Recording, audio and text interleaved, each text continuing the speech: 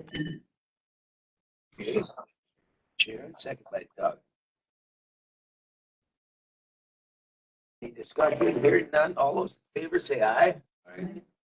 Opposed, the same, okay. Approval of our minutes from our January 5th.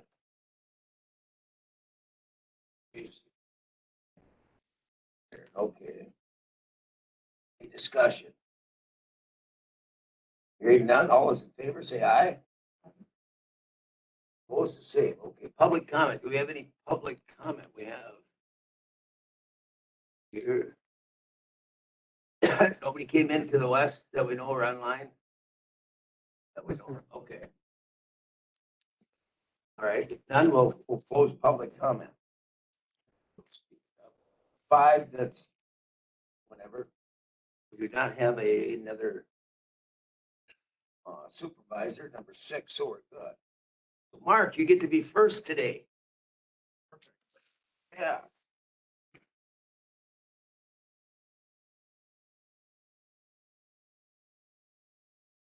Good morning. I guess I'm up here today to discuss 2 items. Number 1, the administrator grant. Number 2, severance to the towns that contain forest land. So the first item, primarily to let you guys know and also to get it in the notes. By the end of the month, I do need to get a grant in for the forest administrator grant. That's the grant that pays for half my salary and 40% of my fringe benefits. Again, due at the end of January. So I'll probably be submitting that this week yet. Just want to let you guys know. Any questions on that? Need a motion. No, just need it in the notes. So, And it's been here, okay. the second item would be in regard to the severance that we'll be paying by state statute, the payment, and also county board resolution. The payment needs to be made by the end of January, so checks will most likely go out by the end of next week. That's the handout I provided to you. Just to give you an idea of what the breakdown is. With Sterling being the largest and a grand total of $32,623.93. It's broken down by the percentage of forest land in each of the towns to distribute the payment. Any questions on that? Is that nickel and acre one deal or something or what? No, nickel and acre would be what we receive from the state of Wisconsin for wildlife projects. So Wow, okay. this is totally based on gross timber sale receipts.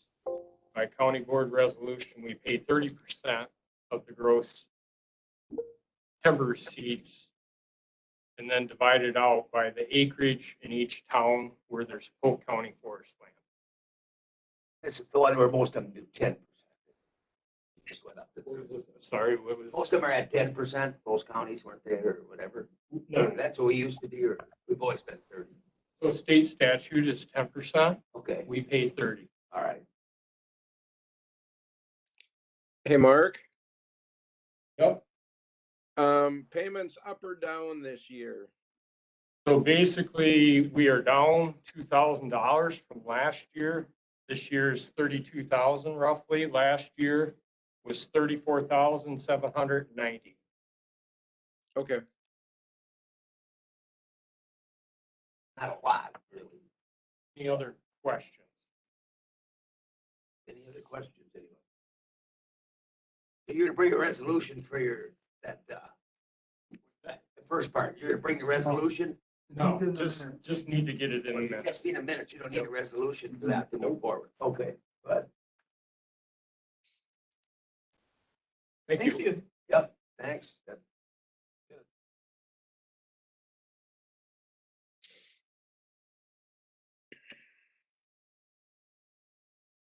Right, Tim, you're up. All right, I'll do my best to keep this short and sweet like Mark. And I'll try not to steal most thunder. I'll give him some opportunity to give you. Whatever you take, he'll give. Yeah, that's right, that's right. Just a little update here. Brandon and I have been working on the ATV Park RFP. We've got the draft language put together for the intensive use park that's up in Sterling. That's been sent upstairs to review by admin and corp council before it goes out. The goal is to try and get it out, I think, by the end of the month here. And that way we can get responses back. It's for the design of the ATV park. That way we can get responses back for those RFPs and use that information to go out for grants that are due in April. We'll do that. Bob and I will be meeting with the city of St. Croix Falls likely next week on the trailhead project there in St. Croix Falls. Work on coordination of what their needs are and when they might be doing their parking lot renovations there. Matt, Bob and Mo and Ben and I, we're all gonna go on a field trip to look at a potential spot in Milltown for some upgraded parking lot amenities on the Gandy Dancer there. Looks like there's a nice spot there that we'll check out, along with visiting some spots in the county forest like Summers Lake to look at trail possibilities for those 3 user groups that we're investigating: biking, cross-country skiing, and equestrian uses out on the county forest. And that's gonna be happening next week. That's the basic stuff that I have. Okay. So, Mr. Olson, you had a question on this, if we could talk about start that other study? Yeah, when are we gonna look at putting out an RFP for the study on the Gandy? Is that something we're gonna look at shortly here, or? Good question. Bob and I have talked about that. I think you're talking about the equestrian and ATV study for the route between St. Croix and Burnett County. Yes. Yeah, that's something that we've had some preliminary discussions on, but we can get that RFP for that study out shortly. Yeah, we're just trying to get through the tier 1 projects first. Those are the high priority ones. That was a tier 2, but that is our plan this year to, again, it's a request for proposals for a consultant to come in and look at the feasibility of adding horses and ATVs to the camp. It's a longer, it's a more of a medium-term project. That's just a study. Sure. But our plan is to pursue that this year. Answer your question, did it, Mr. Olson? Yes, it did. All right, any other questions? All right, Tim, did good. Nice and quick. Thanks, That was guys. quick. Yeah, thank you.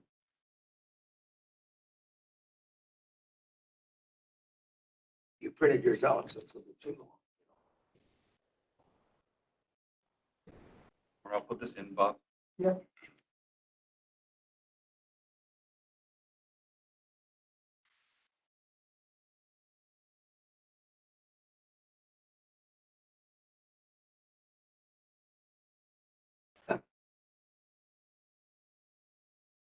There we go. Yes. Good morning. Good morning. Currently, some of the projects we're working on also out of the group there, the All Green Connection. Ben has been in contact with the landowner down there on getting that easement to connect D.D. Kennedy through Allgren, the lesser costly ones. That's going well right now. The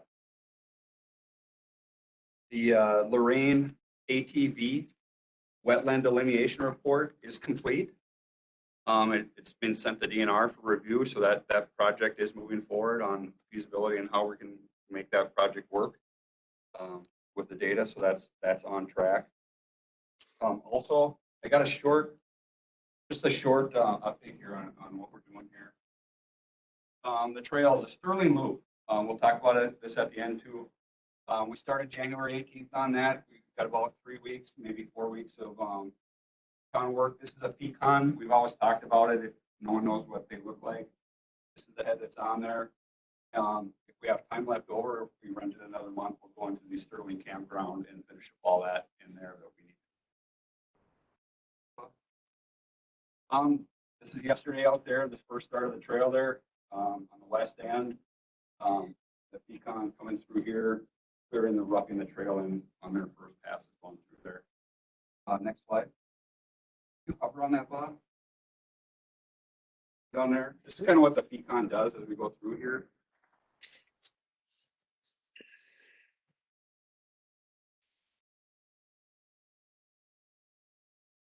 It'll go back and forth and just munch that tree down as it goes through there. So it'll take everything down to the ground level. What's that? How big of a tree?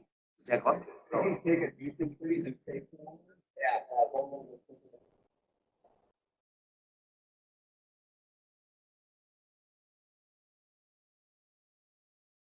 next question. I don't want to watch that again. Where did it go? Must be 150 feet away. Somebody was filming close. Really throwing That's us. not just the smart director not standing there trying to get the picture. Yeah. The Wanderers parking lot, we started this on the 11th. The existing parking lot is right in this corner, right here, coming off of in Wanderers, Stour Trail. This is kind of coming up the town road, and this is where we're building a new parking lot. We've been started grubbing trees. We're looking at lighting on here. We're comparing whether it pays to hardwire or bring bulk Burnett in there to put up lights. We got some specifications on some solar lights, street lights. The yellow dot will kind of define the lot with split rail fence, and this is what it looks like right now. The area's cleaned out this week. We have burning our brush piles. This is a view from where the existing bathrooms are looking back towards the trail. So you can see how nice access will be to this. And then these were existing foundations where, for safety reasons, we're just going to knock down those walls so they're just not, they're a little more aesthetic. Next one. What was this? What did you end up for a size on that to make it work? 300 by 120. 200, did we? Okay. The other one we're working on with Bob's staff, the Woodley Dam Trailhead. This is a concept Kirsten did up for us. Meeting with the state to ensure our current access meets requirements for them. You can see we expanded the parking lot a little bit so trucks and trailers can get in there, turn around, have access room, our chain link fence away from the property line with the motel, and then our lighting in here with still the option for the restroom. We're working on estimates for the restroom and the lights. Been going through that. I must thank Bob's staff on here. Yes, I mean, with the parks and trails and all this, it's been a very good collaboration between the two departments and divisions, between Ben and Mark, Tim, and Mike and Mark on the other side. I mean, it's been a really good combination. I really want to thank Bob for that because we've been getting a lot of production and work done on that. Next slide. And that's all I have on my PowerPoint. But we'll go back to the Sterling Trail just for a second here.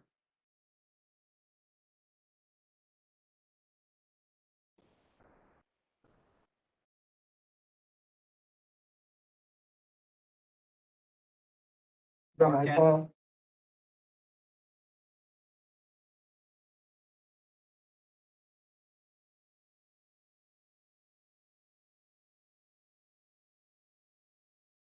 Mark handed out this picture showing the existing loop where the guys we're working on right now.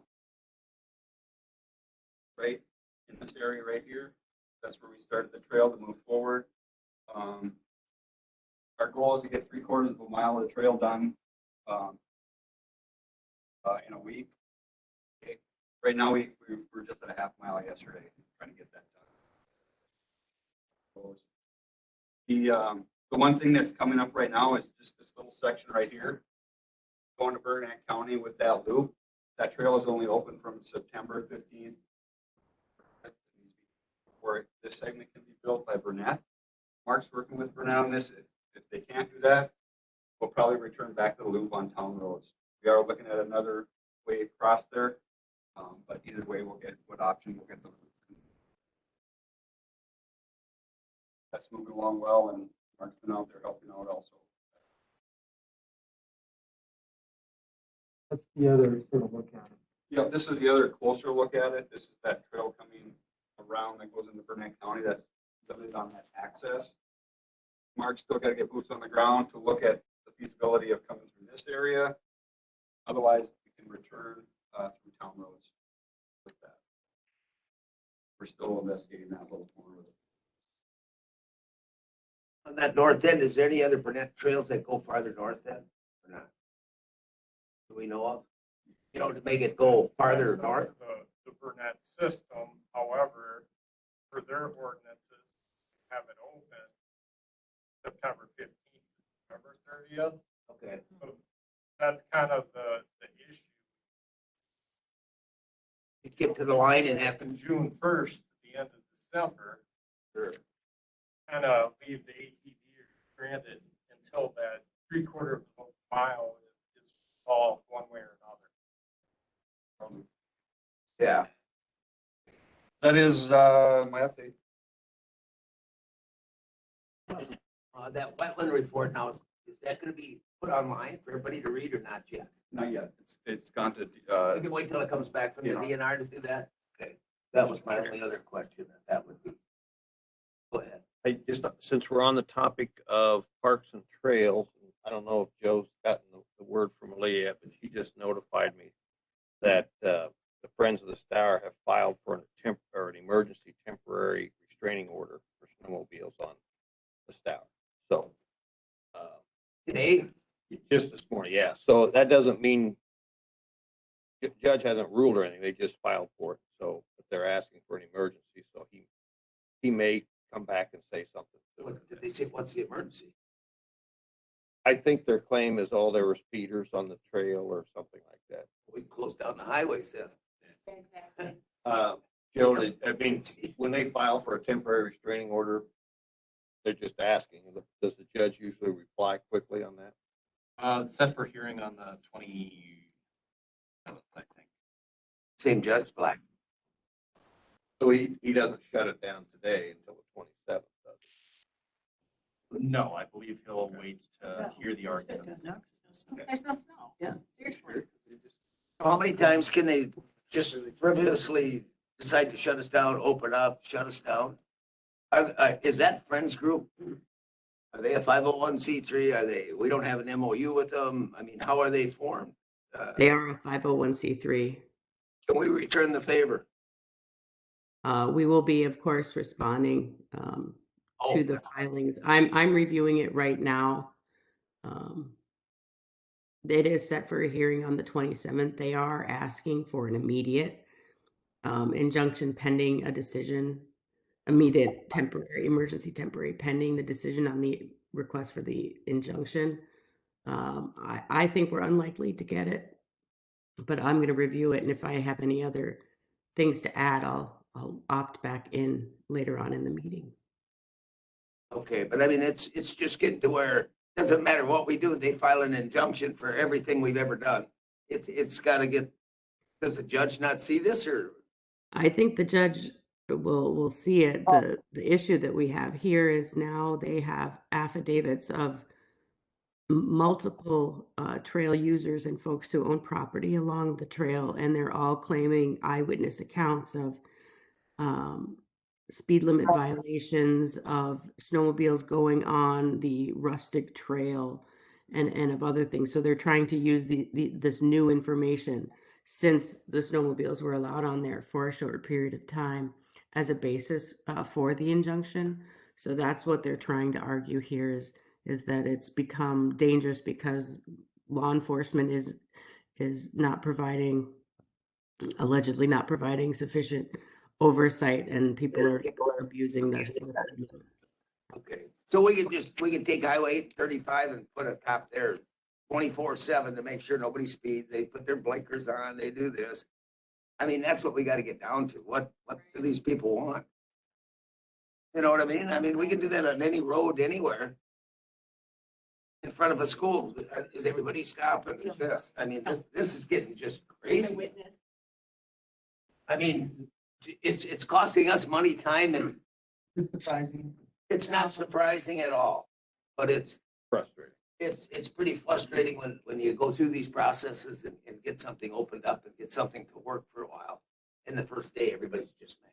So Certainly, and that's going to be one of the arguments that we will have in response is that, you know, the time and effort that the county and the snowmobile groups have put into making the trail Throw the appropriate. for DNR in there too, because we got that letter back from them that says they worked so hard on that trail. Maybe they'll help us out a little more of that. Right. And our trail on the- It could have been our snowmobile on the rustic trail grooming. Yeah, could have been a groomer, so.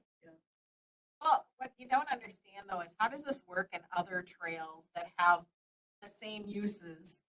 I mean, seriously, Yeah. this is not a new, get a grip. I mean, you can go to Hayward, you go all over, there's four-wheelers on them today right now on the snowmobiles are on it, the walkers, the skiers, the fat bike people, Adam. so. All right, Yeah, Hale and Andy, I didn't. No. So, I mean, it's just, it's that one little piece. And Malia, you said they did ask for an emergency restraining order to start immediately, but the judge hasn't signed that, correct? No, and again, the hearing is set for the 27th. Right now, the snowmobile trails are not open. Is that correct? Yeah. So my guess is there won't be any hurry up until looks like there is a potential for a reopening, which could be soon, given how cold the weather is if we get some snow, I presume. This weekend might get a foot. I hope we get two.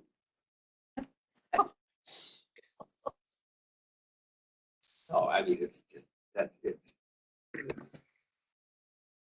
mean, is the Friends group, is it the same lawyers too, that same one? Yeah, it's the same Oh, lawyers. God. They've got an affidavit of Brooke Wallen and multiple other folks. And it really is regurgitating all of the previous arguments. Yeah. Yeah, it's bringing up The the same- addition of, you know, the alleged speeding violations and some other things. So,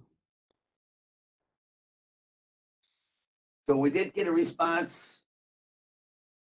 Oh, Bob's gonna talk In about his it. report. I In can, the report at the end. Okay, Well- or do you want to do it now? I can, right. Let's do it now. It's during the trail stuff. So, the trail director, I don't have the email in front of me. He communicated with Malia.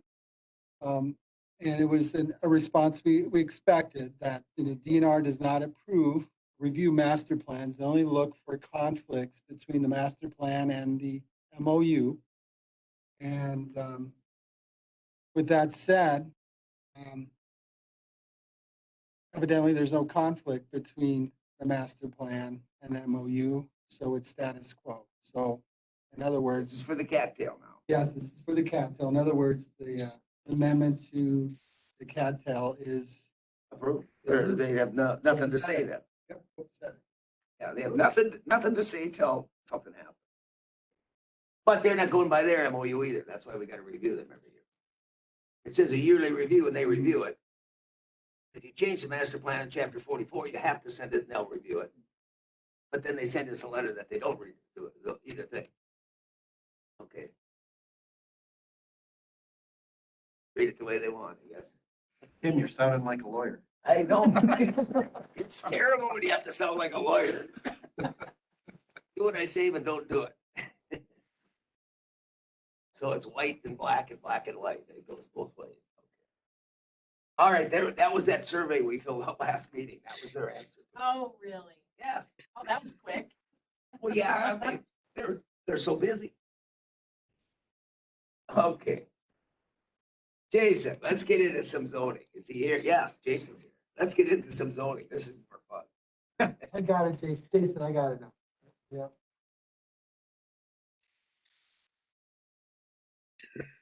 Great. So as we discussed at the last meeting, we've been working on some amendments. And the bulk of these amendments started with the proposed condominium out at Calderwood. And over intensification of residential developments on a lake lot. It's since kind of transitioned into the campground stuff and that we talked a little bit about last meeting as well. We were working on an internal group on this, and Brian Wenger, and that is an attorney that was helping the county on these amendments. Brian lives on Little Balsam, and he is the actual owner of the Arkell property that we had the tourist rooming house, the large one, and that issue with. So, I had many different phone calls with Brian, and we came up with some ideas in that to try to limit this because it can be kind of different. The idea is so, that Polk County stays kind of in its current state and doesn't look like Lake Minnetonka or some of the lakes down by Madison, 40 years. So with that, I can kind of jump into it because we have towns that, are unzoned or town zoned, and that we're looking at doing some amendments to the actual subdivision provisions of the county in regards to easements. So just kind of like definition change is basically just formalities, and then whether it's intermittent or as their permanent household, is what that's for. So to address like cabin owners and stuff like that, to realize that some of our dwellings are not full-time. Easement was changed to a right granted by one party to another party for one or more purposes, and it's titled as easement. Because a lot of times in that, an easement could be conveyed through a deed, and so it's not on an actual easement document. And then just clarifying, the various access easement, utility easement, septic easement. Those are the most common. So, again, just changing principal building to a dwelling here. You'll see lots of little things like this. It's more legalese, just to try to take and address each corporation. So just add LLC there. Okay. Section 32-5 is an exemption. And number 3 is required by the statute. Number 1 is not, but number 1 has to deal with an all-lot split. So you got a normal 40-acre parcel. You're splitting it east half, west half, north half, south half. Right now, we're exempting it from the total ordinance to where it is. We moved provisions 1 and 3, the exact same text, and that down below so that they were just exempt from survey requirements. But yet, then we can still regulate easements on those. That's the intent of that. Now we have some proposed easement rules, so that's why we crossed that out. Mortgages, and then 5 parcels in 10 years for a lease. Those are like cell tower leases on maybe a 1-acre lot, or maybe a substation lease. We just remove those so that we can regulate.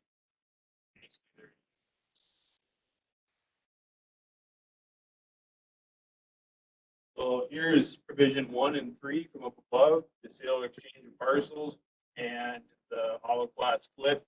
And we're just exempting them from a survey. That was the original intention. Shouldn't be an issue. Section 32-13 is brand new. And this is a concept of actually regulating easements. And currently, we don't really regulate easements because there's not, a lot of criteria for them, I guess, out there. But Chapter 236 is the normal subdivision statute, and in that statute,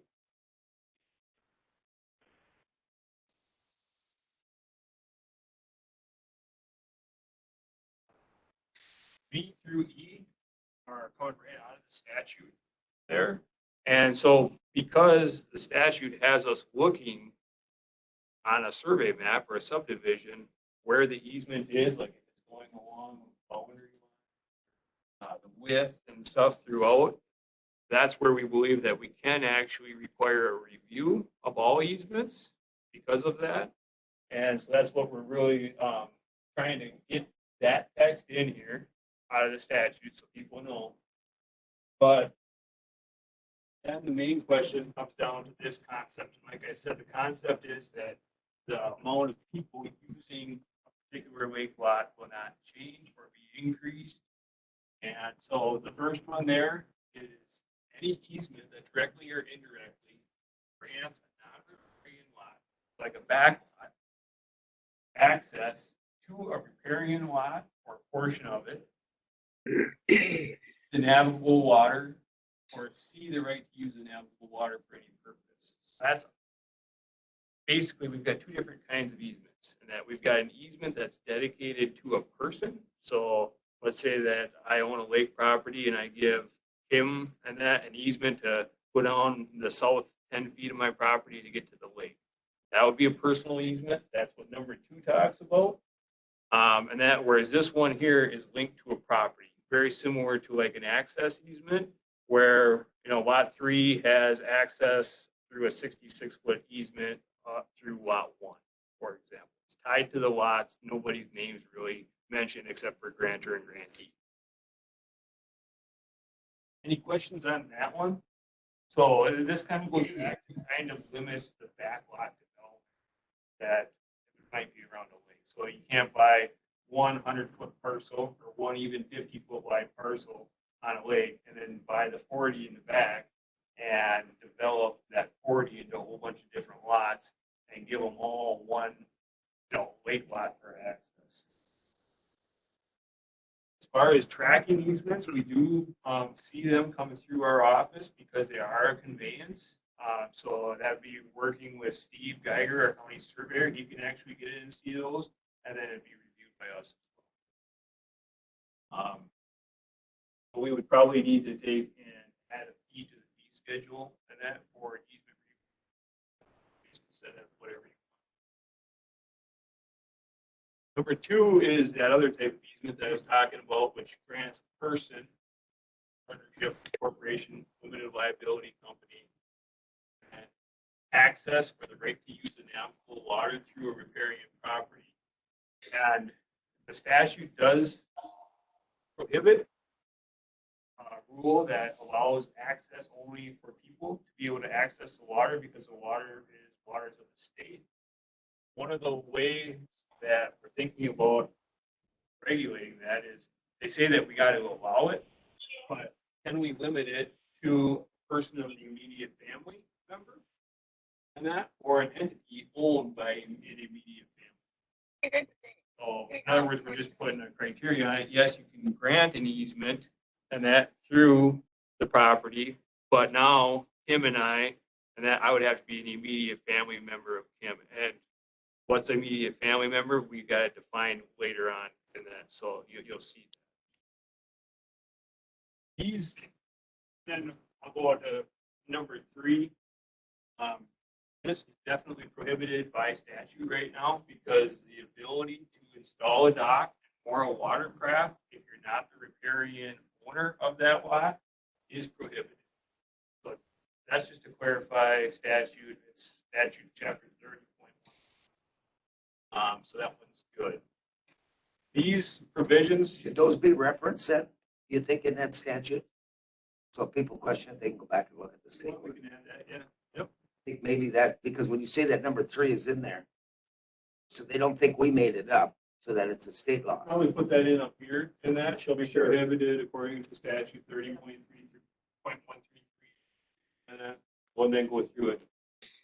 This text here, A123, then you'll see that duplicated in the shoreline provisions of the ordinance. So when we get there and that's the same text.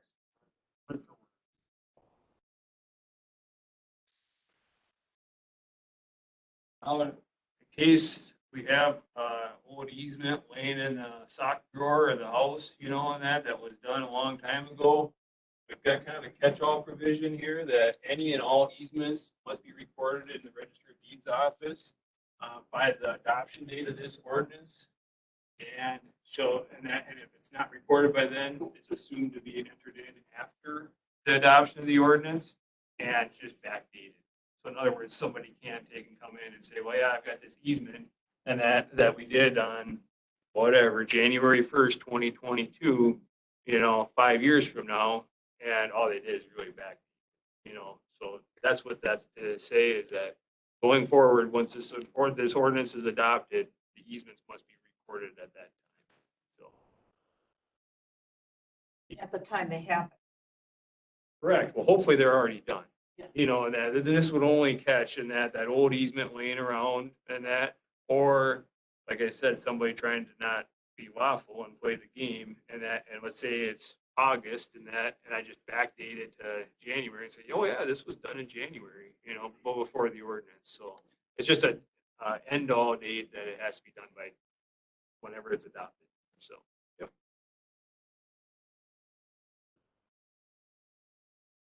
Land, not. Correct. We're talking, and that right now, and that access to lake easements and that, and this would be in the subdivision ordinance.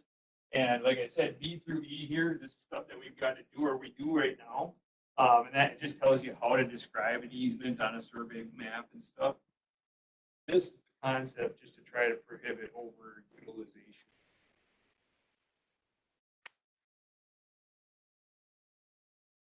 Fighting that they own one lake lot and now you put 200 camping units using one lake lot.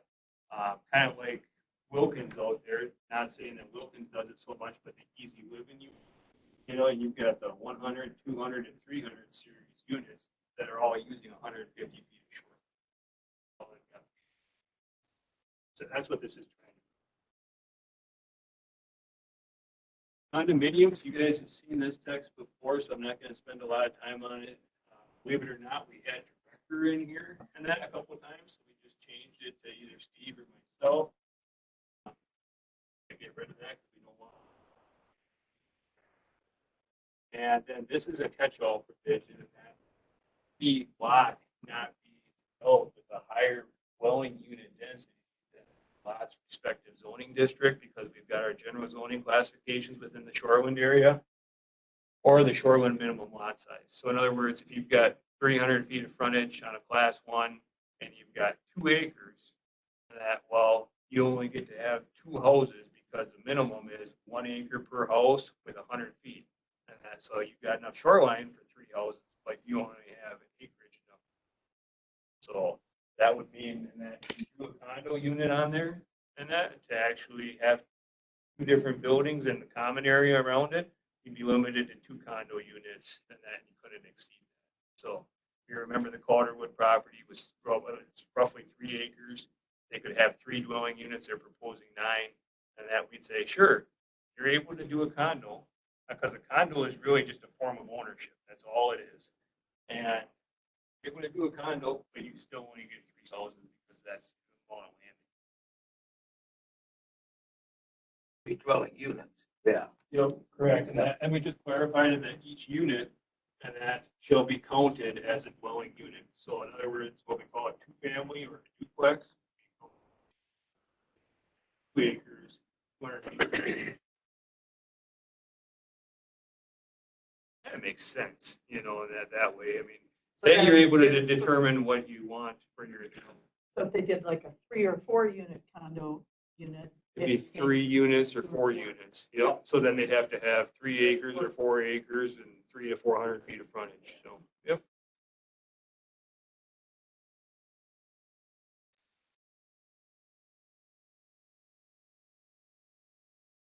This is kind of a good catch that Brian came up with. That because when we look at a new lot, we need 30,000 square feet, what we call the net area. And he just clarified it with per dwelling so that you have enough space for garages and sewer systems in that per dwelling unit. And that because if you only got 30,000 square feet, you're trying to put in a quadplex or something like that, it might not all fit, you know. So your building might take up most of your space by the time you have your driveway and stuff. Now you're limited. I don't think that's going to be an issue, you know, that because most of our lots in that when they're at least 1 acre in size, they got 30,000 square feet of net project area. Net project area just removes all swamps, slopes over 20%, road right of ways, that kind of stuff. Actual buildable area. CBA, wouldn't it be continuous building area?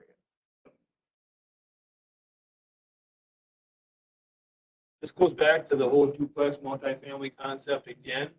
Right now, on a major plat, which should be, 5 lots or more, and when they do their stormwater and erosion control plan, the stormwater portion is calculated on each lot having 2,500 square of impervious surface.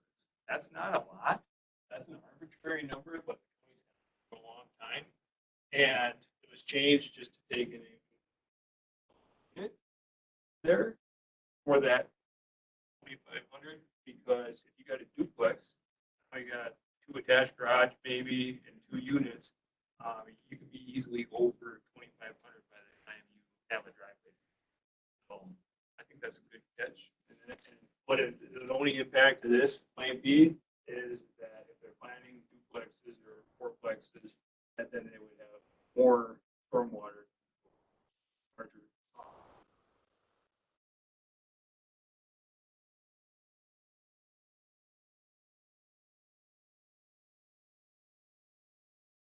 Okay, so this is a provision that we currently have in that for commercial industrial subdivisions. And the top sentence basically prohibits any commercial or industrial subdivision within the shoreline areas unless a conditional use permit is granted. So in other words, I would bring it to you guys here. So this might be a subdivision where we know it's going to be for a campground. This might be a subdivision where we know it's going to be for. Those subdivisions would be brought to you guys for a review similar to what a major plat. So, and I know that and they would be limited to lakes that are 20.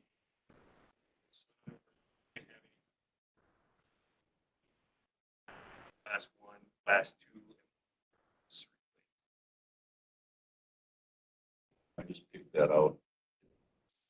But property on Little Ford in 1880, still a pretty good area.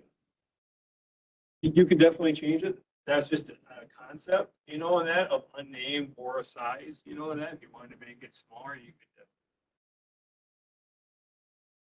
You'll see that this phrase and that with the unnamed and 20 acres, we kind of carry that through the whole ordinance. So, I mean, if you guys as a committee want to take and change that, we would just change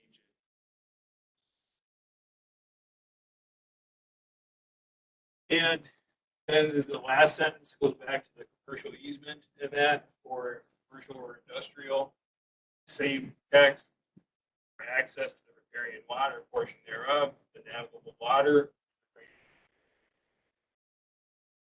So this goes back to the campground and that they can't be granting easement rights and that to access another big lot if they're within the shoreline. Remember, the shoreline area goes out 1,000 feet. And so we have areas that they might not be riparian owners, but they could still fall within our subdivisions. So that change, these changes then, I think we talked about this the last time, existing campgrounds and stuff or are grandfathered in? We met as a group on Friday, and that's why I was a little slow in getting this stuff out to you, until yesterday was. But we did make a change down in the campground provisions that I think will address what you're talking about. So it should open it up and not affect things. So, You know what I'm talking about? Because I had someone contact I'll me. point it over that when we get there. Okay, good. Thank you. Yeah, conservation design development is just that. It's the opposite of what you would think of as using minimum lot sizes to protect land. Conservation design development allows you to cluster your residential dwellings and then put into a conservation easement at the rest of the property so that it can never be subdivided again. The benefit of a conservation design allows you to drop down to a half-acre lot size. That with the actual standards of it. And so, but because of that, you got higher dwelling units. So instead of a CDD CDD would be prohibited within 5,280 feet, so that's 1 mile. Public boat landing or ramp. CDD lots are prohibited from having an easement directly or indirectly. So think of a CDD as a campground again, and the campground is not a riparian owner, it's on the back lot. And let's say that we've got a 10-acre parcel, okay? If it's zoned residential, they could split that into 10 1-acre lots, okay? If they had enough room for the road and stuff like that. Okay, the CDD would allow them to increase the density by 25%. Now I'm up to 13, because it'd go up to 12 and a half to round up to 13 units that I can put in there. So now I take 13 units, half-acre lots, I'm only using up 6.5 acres. The other 3.5 acres would be put into a conservation easement that the people within that development can use, similar to a condo, and that where they have a common shared area, and whatever that area they want to use it for, maybe it's horseshoe pits, maybe it's to, have a larger storage building so they have community storage. That would all be something that they could do. So, but because of that, we're allowing an increased density by using this design. And that's where prohibiting within a close proximity to a boat landing, because I'm just using 10 acres. You can see if you went to 40 acres, now you get another 25%. You just picked up an extra 50 housing units close to the landing. So the idea is to try to take and limit the overuse of a boat landing. So It's gonna be a tough number. That number's just arbitrary. That's gonna be Yeah. a tough one to put in there. Yeah, I think that 5280 is gonna be tough. that's an arbitrary number, it can change. So, yep. Again, this is all trying to deal, and that I know Burnett County's seeing a lot of campground pressure. We've seen more campgrounds in the last couple of years than what we've had in the past. And the idea, and that the one up here on 46 is up for sale right now. And they're advertising it as 20 units per acre, which is not legal, but that's what they're advertising it for on Edina Realty, and 30 acres. Well, that's 600 units. And in their ad, they say we're within 1 mile of the boat landing on Balsam Lake. And that, which is the landing right north of town here. And that, so you can see that this is what this is trying to do. And I used a low example because it was 10, it was easy math and that, but you can see that you could have increased use. So now everything else basically stays the same in here, except for that the common space can't have. You want to go on? Yeah.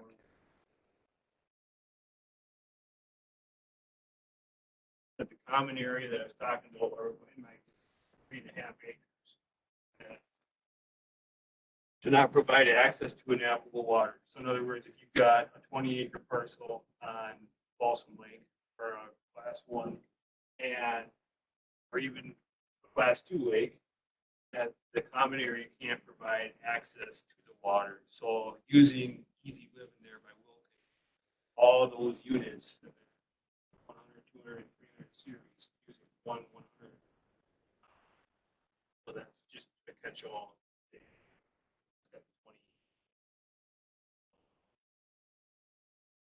But like on Little Ward, for example, if it's 18 acres, you would be able to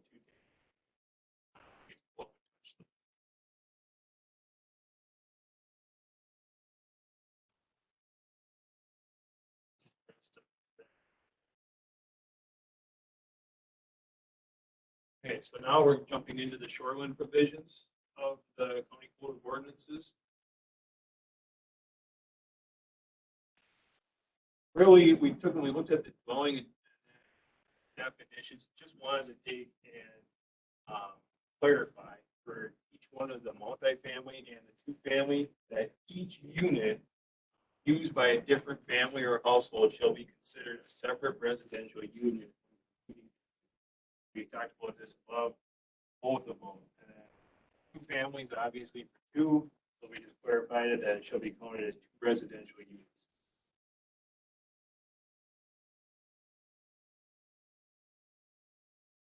Residential units or dwelling units?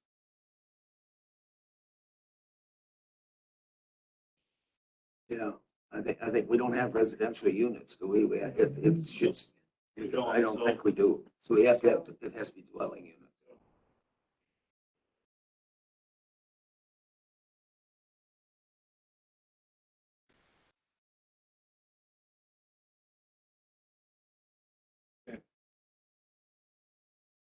You didn't put us to sleep yet, I'm reading. There you go. That's a good catch. You know, and I looked at this so many times that it all kind of runs together. So, Yeah. so if we're gonna do this, we're suspecting that somebody might say, well, they're members of the family. And that, so that's where we needed to clarify what means family. And they're living in a single housekeeping unit regardless of the length of the time that they have lived.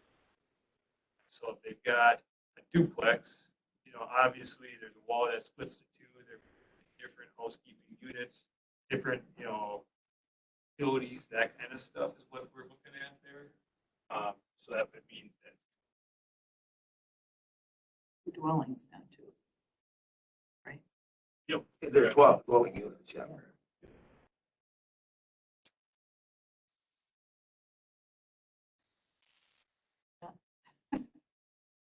Brian got this, and it's a good catch, and I've been approached about changing it before, and before we said in any such office, well, home business doesn't necessarily have to be. It might be a taxidermy, it might be a woodworker. So we just changed it to otherwise contracted by such business. And that's so that no more than 2 people that are contracted by such business. It open, doesn't mean that it has to be in the same month. Just put a note in here in that, because we're gonna be looking at hotel, motel definitions and another ordinance, kind of a nuisance ordinance. That's not a change. Immediate family members, those are defined term. Think about it, there's a lot of kids, foster kids, stuff that might be legal beneficiaries, so we try to get a way that might be a benefit to somebody else. So that pretty well. Okay. So it goes back to the docking provisions and about mooring a watercraft, and we took and we added 4 feet and limitation of 6 watercraft. The reason why that 6 watercraft is critical is because similar to a junkyard, that's our junkyard police, and that for one vehicle, and that inoperable or unlicensed is considered more than, more than that is considered a junkyard. That, so if you had 6 watercraft on your property, that would be legal. But if you had more than 6 watercraft, then that would be considered a marina, and you'd have to be licensed as a marina in order to do that. I've got watercraft defined, and that down below is where I'm going to assume that you're going, and that, so. Not going there. Oh, okay. I saw that down. Okay. Sticking with the 6. An arbitrary number. No, Seems off high. DNR DNR says that. provisions. So here's where it comes from. So you figure that we got a 100-foot lot, okay? And for the first 50 feet that you own on the shore, you get 1 dock, 2 boat slips, and 2 PWCs is what they call them, or personal watercraft, jet skis. Okay, so that's 4. Okay, then for that second, it'd be the second 50 feet. Sorry, I lost my train of thought. You get another dock, 1 boat slip, and 1 PWC. So that would be the 4 plus the 2, that'd be 6 on a normal 100-foot wide lot. If you own 300 feet, you'd still only get the 6 though, because the ordinance would call you a marina if you had more than that. So, It would call you a marina, but you'd have to be charging a fee too, or it just automatically calls you a marina if you have more than 6. Definitely be the license. Yeah, I think your question is, you'd have to get a permit from the DNR and pay for it. Yeah, the Meet DNR. certain Yeah, criteria. yeah. and just to kind of piggyback on the watercraft there,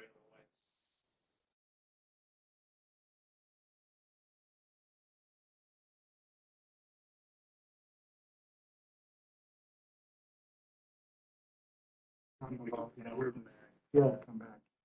So, know that the DNR, when you talk about licensing boat, if it doesn't have a mold.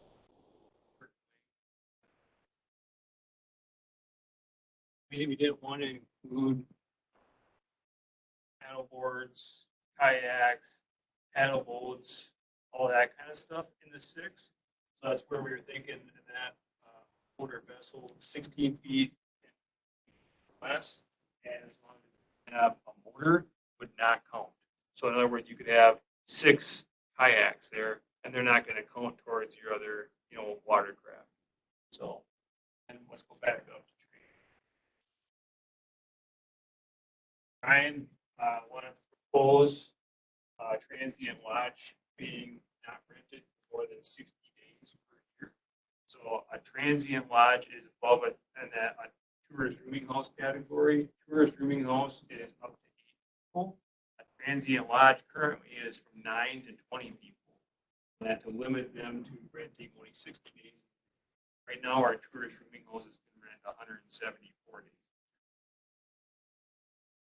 That way we might have to put the same, it'd be easier to, control. It's completely arbitrary. Yeah, I mean, It's more of a concept. Well, I think if somebody brought in a business plan, the 60 days probably wouldn't work for them. And right now, we have no limitations. They could do a transient lodge. Yeah. So that you might want to change. You want to talk about it now, or you want to consider it? I suppose we should let's go through these, we can consider them and maybe come back with changes. So it's quite a bit that you're giving us all at once here. Just define what a vacant lot is. Straightforward. We already talked about watercraft.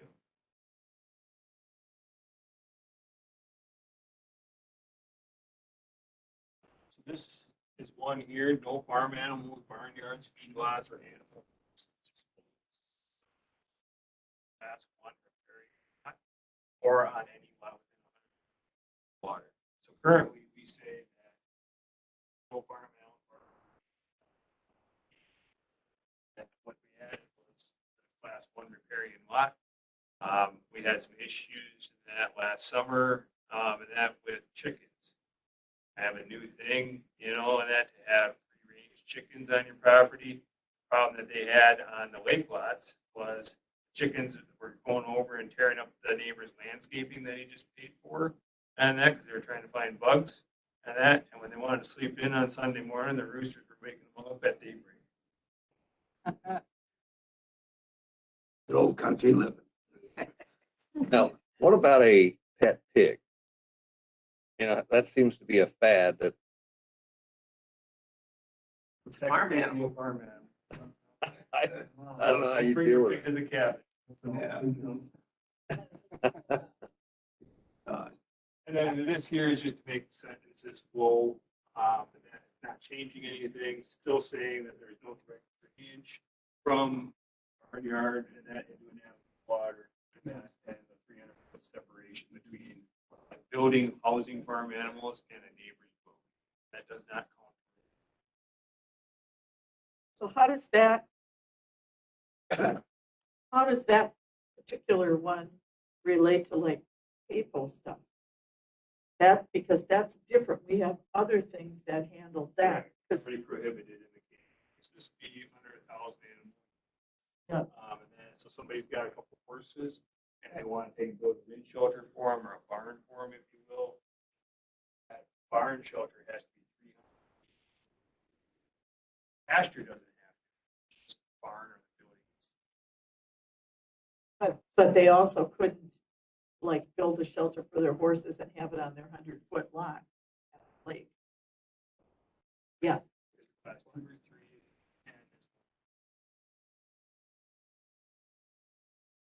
I don't see that this is really going to bother us. We don't have this right now. It's mainly, like I said, the chickens.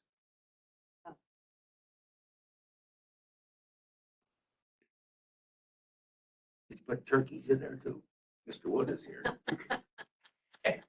Isn't it considered? You could go with a whole bunch. You could go ducks. You could go. I mean, Jesus, just saying. All right. What you leave, yeah. That farm animals. Food bulk.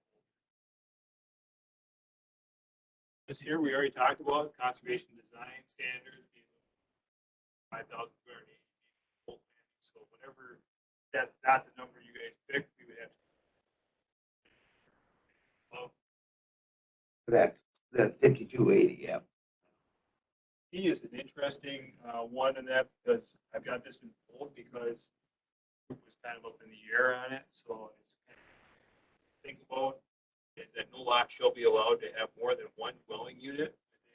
X number of feet. So this would be like a multi-family apartment building, and then do you want to have a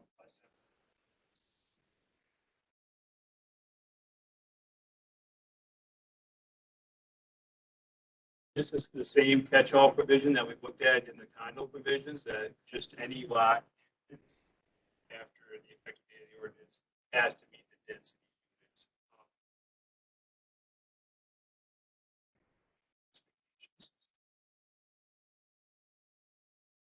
R is kind of hidden on the condo and that, and follows up with Q, and that is that the density standards apply regardless of the type of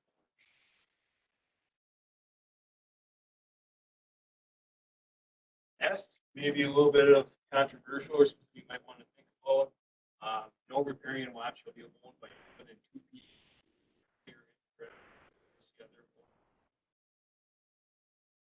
In other words, me, my sister, my wife's sisters, all go in and buy a property together if we wanted to. And then, but if we're not even then buy a lot together, I can't buy it with all of it. The idea and that behind this, and that it might seem like why are we doing this, is because if we have that back lot and there's 10 lots back there, and all 10 of us go in and buy a lake lot on the lake and we all own it 1/10 ownership, now we just circumvented the whole easement issue. And we now have a lake lot that's got 10 different owners and 10 different people that can take and have access to the water. So the 2 is an arbitrary thing. And that, but hopefully with like the immediate family members or like a trust, if a trust dissolves into the beneficiaries, you know, those are all going to be hopefully immediate family members, or they'd be caught with the 2. So we don't see this that often, really. And that the idea behind the 2 was, and that is, if you got a guy and a girlfriend and that aren't married, that they can still go in and buy a property together because they would still not be immediate family members. So. That's a tough one too, isn't it? That Leah might have to make us define that a little better. Because the intent is, like you said, they buy the 40 acres behind and own one lake lot. Now you can put 10 houses back there, they can all use the lot. So the concept, I think, is There's a needed. different way to. And that, I mean, if we're going to go down this whole path, the concept is needed, but where that number is or the best way to say it, I don't know. The best way legally to say it. Because now the 1,000 in that would apply, but would that mile apply to on-zone towns? Say I'm up in Sterling, so the mile wouldn't count to them, Correct. only in zone townships. Okay, so that has to be kind of known too. All right. Okay, now we're just getting into the general zoning districts. List all of our 12 zoning classifications here. And hear me out with that, but I've got 2 of them crossed out, the general business, commercial, and the industrial. And that, and I'll talk to you about why.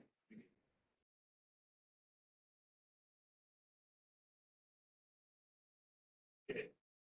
So in order to regulate a 2-family dwelling where they're located, we have to issue a permit so that we know it's a 2-family. Renting out the basement in the house, and that they can do that, and we're never going to be notified. So how are we going to enforce the density when we don't even know what happened? So I removed 2-family out of the allowed and permitted uses. So allowed and permitted means it's automatic. We put it down in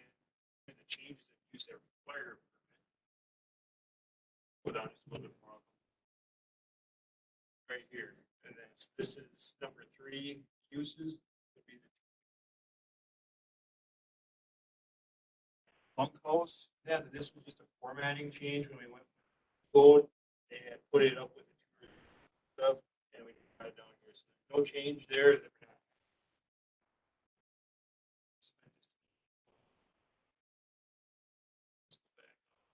Yeah, so right here is where this. An idea then that they had to clarify, we have a tourist rooming house is where we're looking right now, and they've got an existing septic inspected and approved. That's what they have to do when they pull their permit the first time. Just providing a clause in there that the zoning office can inspect or require the system to be inspected by a maintainer annually. Backing up now. Probably the only time. Otherwise, they're automatically fine with our 3 cycle.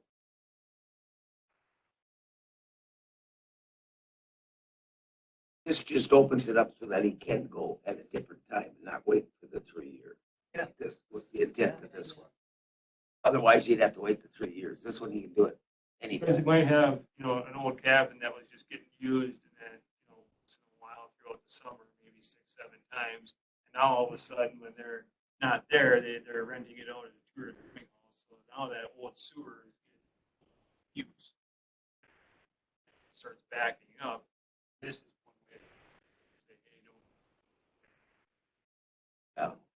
Provide some flexibility. But yeah, because otherwise they weren't. And you'll get a lot of these because they had a washer dryer for the people and never had it. That's what kills a lot of the sewers. Same thing in that with the uniform building inspector. Basically go through when they remodel the house or change the house after their initial permit issuance. And then we can take it, go back through and determine. Because remember, a tourist rooming house, it runs with the land. We sold the new owner changes to it. And then if we get a complaint that, well, it's a 3-bedroom house, but they've only really got 2 bedrooms in there now because they opened up a bigger room. So it'll allow us to check. You want to put annually too in that one? That it can be done annually? That one really doesn't have that one in there, is there? It's just if you believe that it changed. Should it maybe have annually in there too? If deemed necessary annually to be safe?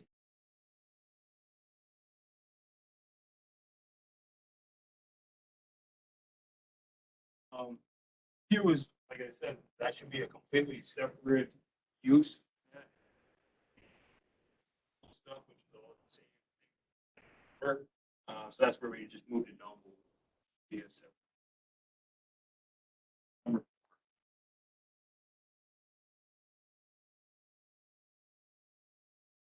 So we had a lot of blowback when we were talking about the tourist rooming house stuff for the max occupancy from the Arkells to be higher.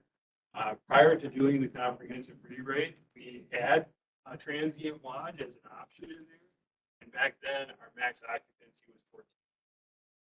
So Brian suggested, cutting that back a little bit. And I'm like, well, we're going to cut it back. Might as well back. 2015, 2016, that's another. In other words, a transient lodge would be from 9 to 14. So they'd have to have, they say 2 people per bedroom, they'd have to have 7 bedrooms then? It's a good sized place. Yeah. Unless you have hotels. Yeah. Family. Yeah. Not- That- Same That's concept, the difference. 2-family, multifamily, move them into a permitted use, manufactured home, move that too. So Jason, Correct? yep. So did 2 and did 2 and 4 there just get moved somewhere else? Well, 4 and that moved into an ag district and a recreational business commercial district. So it moved out of the hamlet, and the 2-family, multifamily just went into requiring a land use permit status. Okay. There's still two options for manufactured home park. Now we're in the RA5 district. This is a really common classification. Again, move the two-family.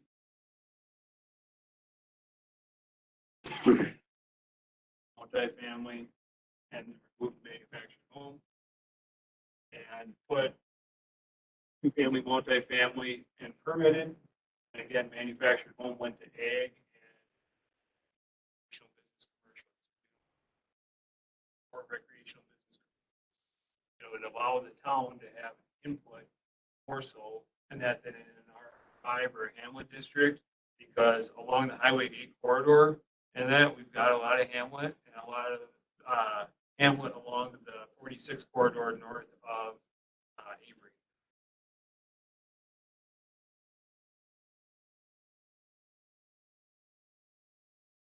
Okay, and two-family dwelling, again, moving that down. Family dwelling.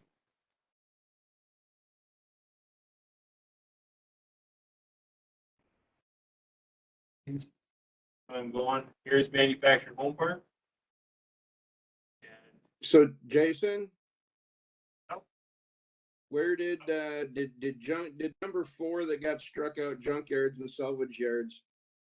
Again, did they just get moved somewhere else or are they out completely? that would be out completely, Brad. So that's the idea. So there would be no junkyard salvage yards allowed within the shoreline areas of the county.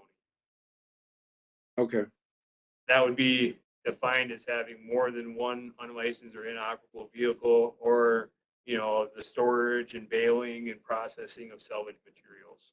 yeah, okay. Nope, that one didn't. So it's shoreland. Whoop. Stop. Turned on. Yeah. So in shoreland, if they have a bunch of cars and trucks sitting in their yard that are unlicensed, that you can't do. That'd be a violation if it's under. Yep. 5, and that was removed from there, and that, or the ag district. I don't think it's really ever gonna apply in that, because it's gotta be ag 10, and it's gotta be shoreland or on the water. But we moved that into the commercial classification, so just getting moved around.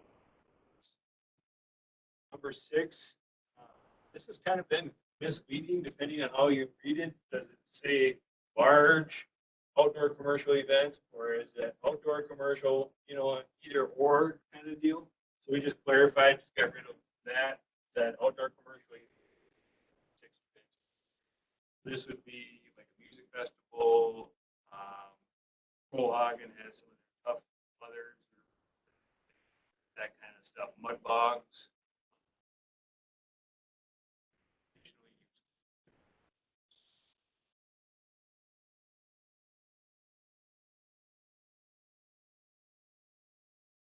Thing, yeah, I should manufactured home park and that in a conservation design development. So what we're saying is that is, yes, you can still have them, but they would be each on a half-acre lot, and that, so that's a little bit nicer subdivision, and then they would all shared area. These manufactured home parks need sheds and garages and stuff, and they end up on a common area. I don't think that's a big deal, and that because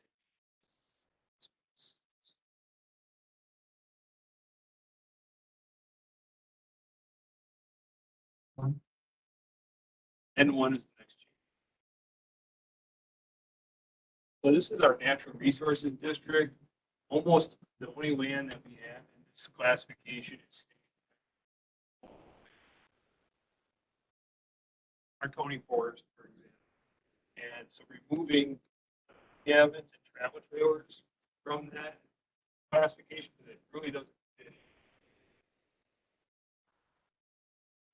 I don't think that's ever going to become a problem. Doing it right now.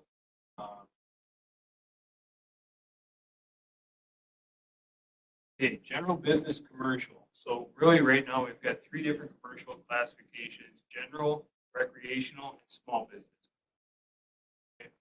took and canceled out the general business commercial, but there's 53 uses in that. Transferred all of them over to the small business commercial classification and made them a conditional use. The only difference between general business and small business is that small business limits the building footprint size to 20,000 square feet and requires screening requirements. So they got to plant some shrubs and stuff so that's more attractive. By doing that into the small business commercial, and there would be conditional use. So in other words, you can't change it from a sporting goods shop into a restaurant without any.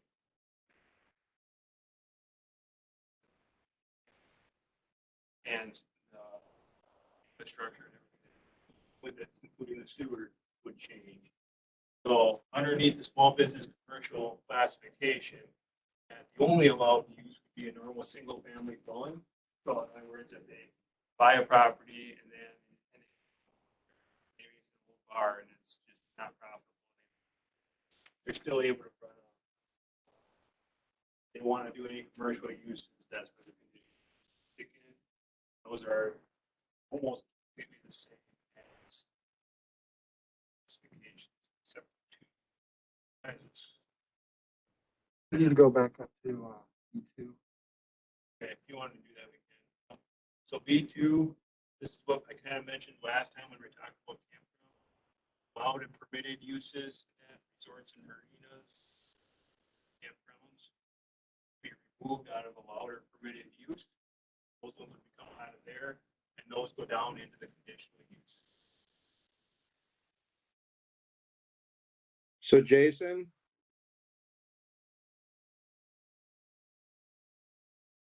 Yeah, go ahead, Brad. number 4 on conditional use, archery. I think that should be moved up into the allowable ones, only because that's tied heavily to a sporting goods Yep. or a bait shop. I actually had it on my flash drive, and then we can go back up. Read your emails this morning, and I took on number 1. I took and put a slash, and I put archery shop. Okay. That, It's a range, Range, yeah. Range, yeah. range he's talking Yeah. about. Because the shop, the sporting goods shop could be guns too, and Yeah. fish bowls, anything. The bait shops, bait shops would have the same. that archery range in, Brad. What was that? Like on number 1, it could say sporting goods / archery range. Would you like that? Yeah, that's fine. I just looked at that one and thought it should be up in the allowable uses, only because if you're going to have an archery shop, more than likely you got sporting goods, you've got bait. They're kind of all tied together. And they're not noisy, you know. Or And the gun range would, yeah, you wouldn't want, okay. back down in small business. Conditional use. Again, all these are from B3. So they're already existing. So on small business and commercial there then, Jason, every one of those has to come for a conditional use permit if they want one? Correct. Yep. Or if it changes, use. So So it's for both ways, yep. both ways. So in other words, in that if you're gonna have an antique store, but then all of a sudden you want to take and be a firework stand or a feed mill, and you'd have to come back in and get it operated feed mill.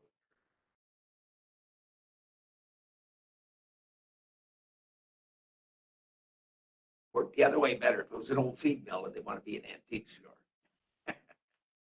But if they're an antique store and they sell, and the next person wants to run an antique store, The idea is that the use is going to be the same. So Yeah. we don't have lighting concerns, we don't have extra traffic concerns, late night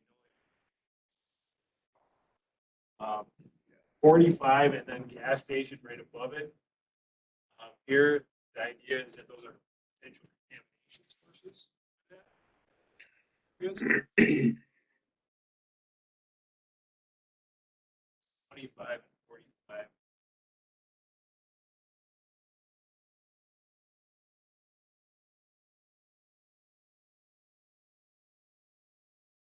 industrial. This is something that I don't, especially within the Shoreline area. We got a little industrial, it's kind of down, south of Polk in there. Excel Energy's got some power. But a lot of these uses don't really fit in our Shoreline area and the unincorporated. We've got industrial and that, but they're within the cities and villages. Not in the coast. I think that's gonna really affect everybody. It's just gonna prevent uses in that or a new plant.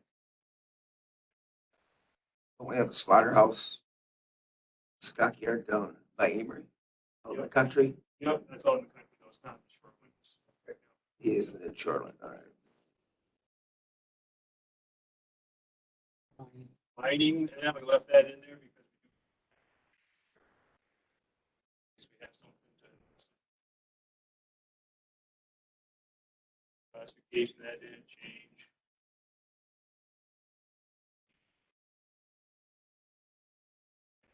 So number 2 here, this black text comes directly out of NR 115.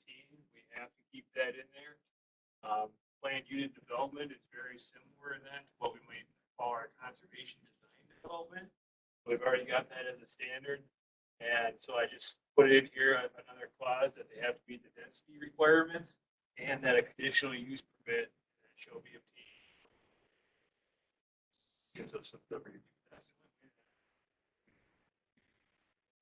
Some kind of say.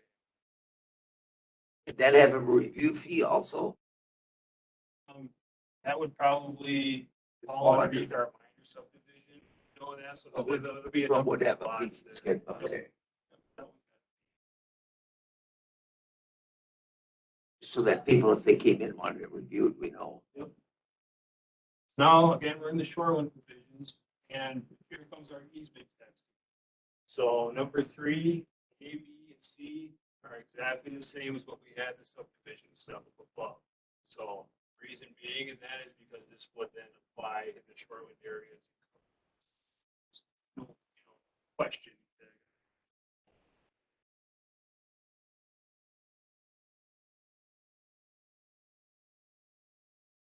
E, I changed the title there for private access boat lot. That's an old term.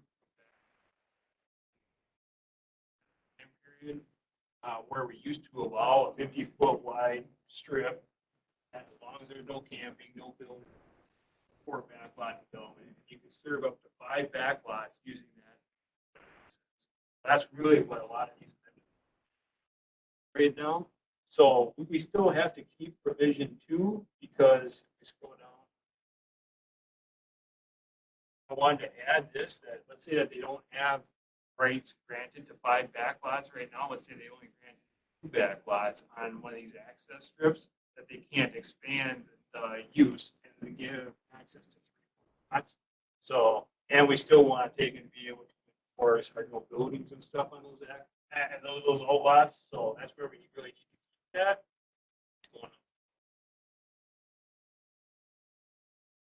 But then Vision 1 here, and that is prohibiting an open area that is not for uses. So, and that has riparian.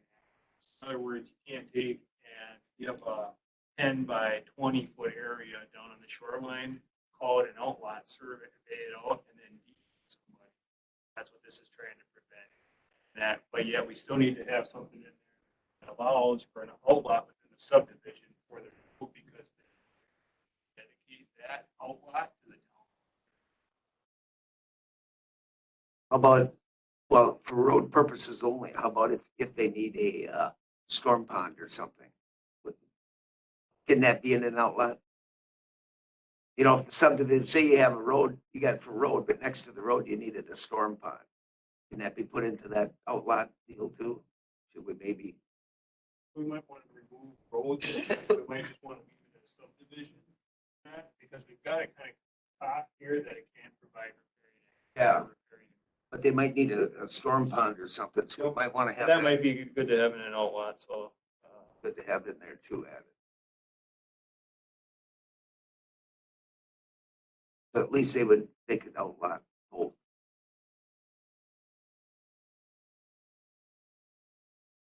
And that takes away that continuous building area too and stuff then. They can't, use the outlot for that square footage, isn't it? Correct. Yeah, okay. All right, so that takes care of that. Any questions on this? I just trying to explain the intent. There's only a few of these left, isn't there? Yeah, there's not too many. Well, yeah, there's There's a few of these 50-foot one, an outlot one, not too many, so. Okay. 3 and 4 are just general kind of catch-alls that, of course, you're gonna be doing a commercial use, you have to be zoned a property. Use is expanded, but they have to be approved through the zoning on. Make sure, so if there's that feed mill going to the antique store that we get. Just really basic. So it should be, it cannot be expanded or changed. An existing commercial use on a riparian parcel cannot be expanded or changed without approval. Meaning change of use. from the- Change of use, yeah, But he could change, he could remodel. correct. Yeah. But like it went from a feed mill to an antique shop, they would have to come in and that, not say it was expanded. is all. Agree.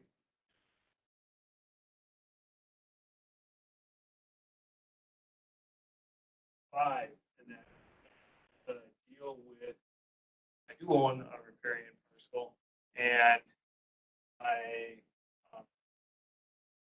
want to take a deal, so dock space for one individual to be havable there. We take and prohibit following that access.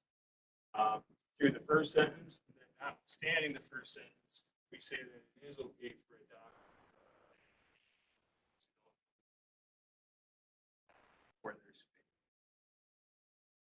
space. Jason? Yeah. Under number 5, this is Malia. Under number 5, can we add to the word owners, no owners or legal occupiers? Of the property. Right. Okay. Just so like a tenant, you wouldn't just then rent it to someone in order to get around that provision.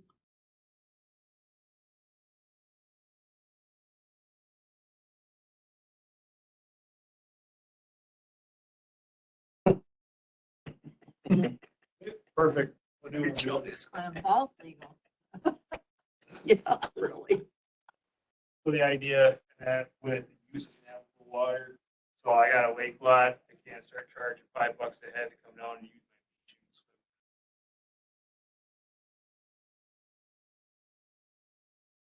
Now, I know Brad kind of brought up manufactured home parks before, and mobile home is different than manufactured.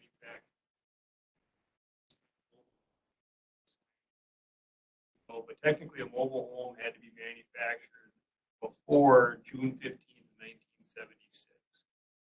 The relevance to the date there is anything made after that date had a HUD certification put on it, and being HUD certified makes it a manufactured. Currently, in our definitions, we say that a mobile home is county. So just to take and put that down here, I also spelled it out, wrote it out in provision D, and then it shall be placed on any property. That's no change in how we administer, it's just making it very clear. Our existing manufactured homes or any new ones that have to be skirted, that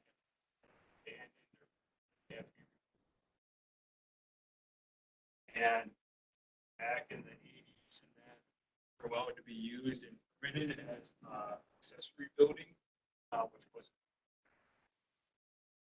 So since then, since about early 2000s, We have in a definition that 1976 at June 1, so that it's it is listed. in the definition. It is in the definitions, okay, all right.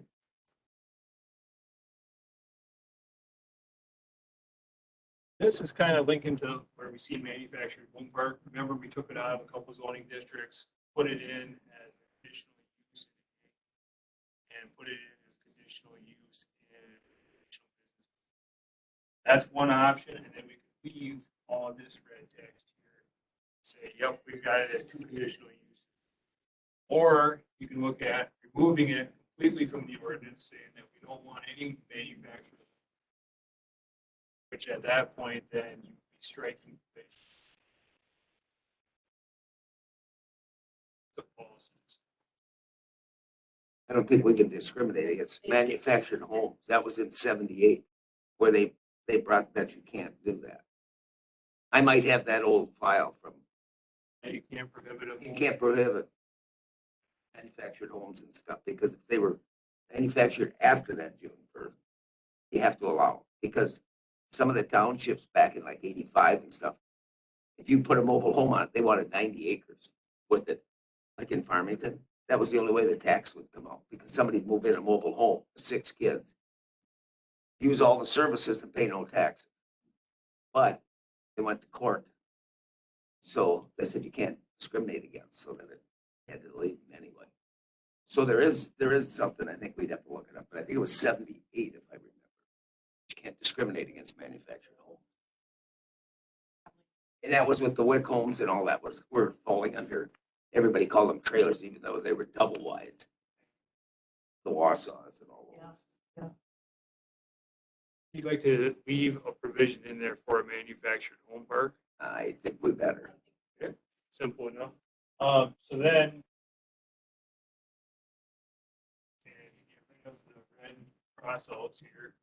As far as the density, we could say that it meets the conservation design development, so they could still go on a half-acre lot, and that versus how many per.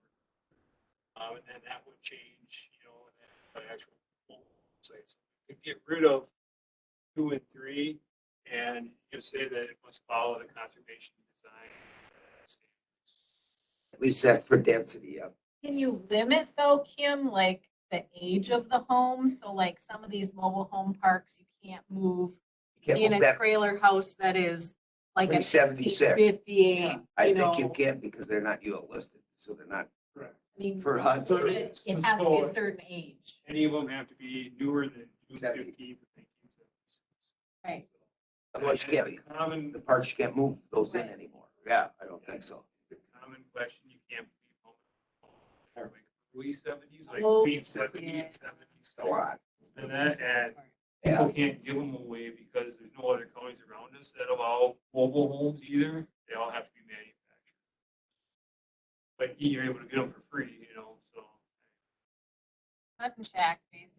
no, you can't put them on hunting land. No, they're not safe. Yeah. The health department, Except 2 and 3. they're not UL listed, because then they put a wood Yeah. burner and burn them down. They're trailers. I mean, you strip it down to a trailer. But, yeah. That was the UL listed. Wiring wasn't safe and all. So many deaths and stuff, carbon monoxide. So then, not striking that, one of the other changes that we had was increasing the setback from 40 feet to 50 feet of side property line. So in other words, you'd have that 50-foot strip around the exterior of the property.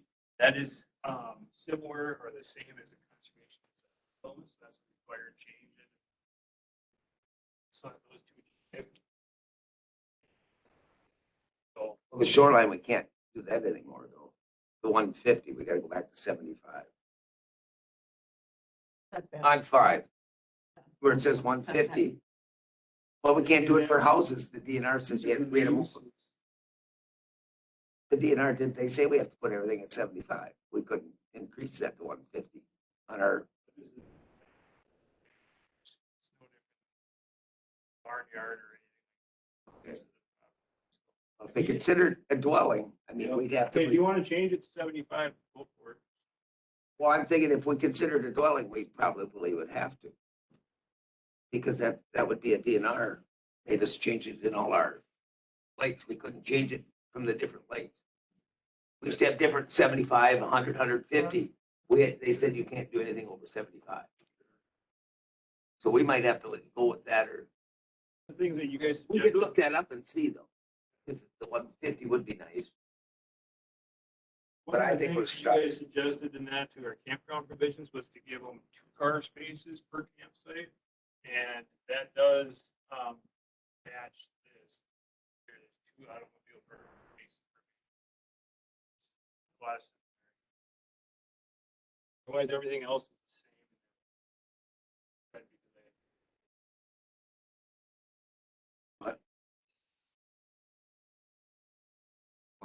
That's in mobile home, not manufactured. Oh, yeah, it does. On the bottom two there. For each, go up. Right, right there, number 9, you just said. Spaces for each mobile home. Oh, And the one above manufactured. Good catch. The line above it says another mobile. Bottom say mobile home, 7, 8. Has it, All over there. Yeah. so every place that says mobile home, be manufactured home. Okay, so that was. So right now, that's existing text, but that's a good catch in that we want to make sure it says manufacturer. Yep, okay, so that's in quite a few of them, all the way Yep. down, all right. Yeah, I'll change it all the way down. All the ones So- in that, yeah, I seen there was some more. Hey, Jason, scroll back up to number 2. Is that just a typo in there? But you got, Well, that was offered, and that is kind of what we went through before, was it's currently 8, proposed as 6, but if we get rid of 2 and 3 and just say that they have to follow the conservation design development standards, that gives them 25% more density than normal, and okay, the model standards kick in. So, So 2 and 3 would come out, Brad. 2 and 3 would come okay, out. yep. Yep, and then the 40/50, that's a change too, so. No, it is, and maybe I'm missing it, but that 5,280 feet from a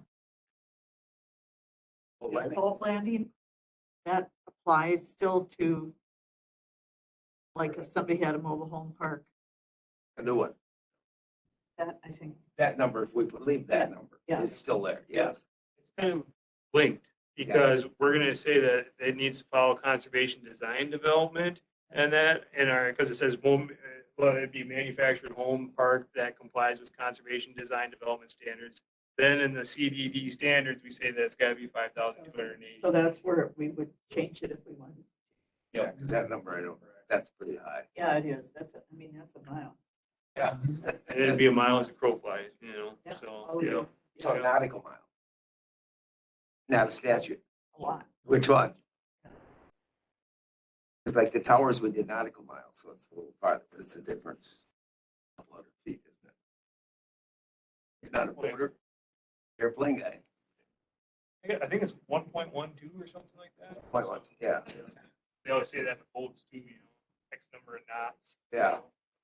Yeah, but it's farther, we had to do it for the towers, that's We'll change there, just making them caps. Temporary campground, we talked about this before, no change except for quiet hours. At the last meeting, we had quiet hours applying to all campgrounds. And then you guys said we don't really want quiet hours to apply to a normal licensed campground, park, so we put it in here. That's where that. A little bit, Did we want to revisit this at all or no? camping units. We land there as a committee? Oh, I don't think they had changed it last time or wanted to change it. that's for Yeah. temporary campground. Temporary Yeah. campground. Yeah. That's to let the tourist ag tourism to have Yeah. their history. Still But the that is 10, kind of still the third party. 15, everything's the same. You guys Yeah. he said wanted to that. change the quiet hours and then go down a little bit. Then you guys wanted to change the amount of days. I had this originally at 7, and you said let's go 14 to make the 14 jive with everything through the travel trailer section. So that's what you had there. And then we changed for a year from the date of revoking to that, just to clarify that, because we had it to the following year. So that was another change. That's the big tourism or the temporary campground stuff, and then we still have conditions down here that would apply to all of them. I'll get to those. I'll let you know. This is just to clarify campgrounds. We put that throughout. Still have camping units here, so that it includes tents, developable acres. So I got a 20-acre campground and 15 acres is swamp that I'm only allowed 6 campers per the 5 acres. But 120 units on my 5 acres. Still left the number of camping units at 100. Screening provisions, here's where I got mobile. So that would be manufactured. That's where the 5,000. 5,280 feet for a campground setback too. So I think whatever you do, you're gonna want to probably. And that 20 acres would be the 2 numbers on that one. That would change like in 4 places. Okay, I think it was 4 places. And you had brought up in that existing travel trailer parks and campgrounds. So shall be allowed to expand on lands owned by the travel trailer park or campground of the ordinance if the density of 6 camping units. So in other words, let's call it that I've got 2 40-acre parcels right now, and that as a campground, I've got future plans already done that I'm going to keep on expanding my campground as I build sites and I can. And that they'd be able to do it without having to come back in and get a permit, as long as they met the 6 units. That requirement. If I have an existing campground though and I buy another 100 acres, now I'm gonna have to come back through. There's no existing plans to develop. You left actually I changed it, but it said 2 weeks before for group tent sites. That would just be 14 days similar. Change the size of the camping site at the last meeting. 50.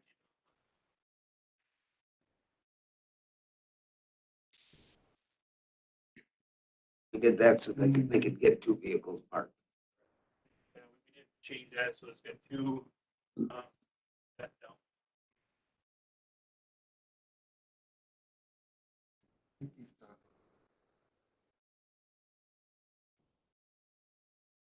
We changed the 2 automobile parking spaces, 10 by 20. Yeah. And then to clarify that. Also here, you guys changed first aid kit, emergency phone, fire extinguisher shall be provided for every 20. That phone came out, huh? I thought the health had phone. No, I got it in there. What's it? Oh, there, emergency phone. Oh, the health. Yeah, the health code. Site. Also have a 40 to 50 foot setback here. Now there it meets the 75-foot one there, so then that's consistent. Good. Yep. We should highlight You 26. guys wanted us to take in. No, 25 should be highlighted. So that they actually all applicable town and county subdivisions, because some of the towns have different stuff. Is there any way we can get that to jump out so people know they might have to go to the town to do something too? Sometimes they skip Yeah. a spot. They do. And then you guys wanted number 28. We'll go back to the health code of ATCBs. Jason, underneath the temporary Nope. ones, do we not somehow want to label that as the, No, ag tourism, no. Yeah. This can be for anybody. I know, but do we not want to maybe parenthesize that that's the stat, or that's the listing for that, so that when somebody's looking at this, they know that we are considered temporary? Uh, I mean, you and I know But that no, but then that's we have where to- it but we falls have to in. define ag tourism then. That's kind of the reason for getting away That's how from we're getting that, away is from it. because we were having a hard How time do you defining define farm. ag? You know what? Yeah. What's an ag tourism activity? What's an ag tourism Yeah. producer? That's why we. This kinda is- did Like flexibility for like hunting parties, Yeah. wedding. What, anything. So if they So that they're all call covered. zoning, they Everybody's just covered. point them to that. So if they do call, that's what it falls under, That'd be us and staff, I guess, referring them to that section. without having to make a definition. I'm just thinking, okay, we're gonna skirt around these little things. So they'll have to, if they can come up, There's no clarity for that class. because they is haven't what brought I- us a definition yet. You know, we've asked, and they were gonna bring us one, and then they put that off for a while, but otherwise, we have to define that somehow, and let's let them define their own thing, Full forgiveness. And number- and it should fit in there. Number one, I think, kind of helps find that to some degree, because it's got to be egg laying. Yeah, egg five, or leg, yeah. And the conditions of 9 through 28.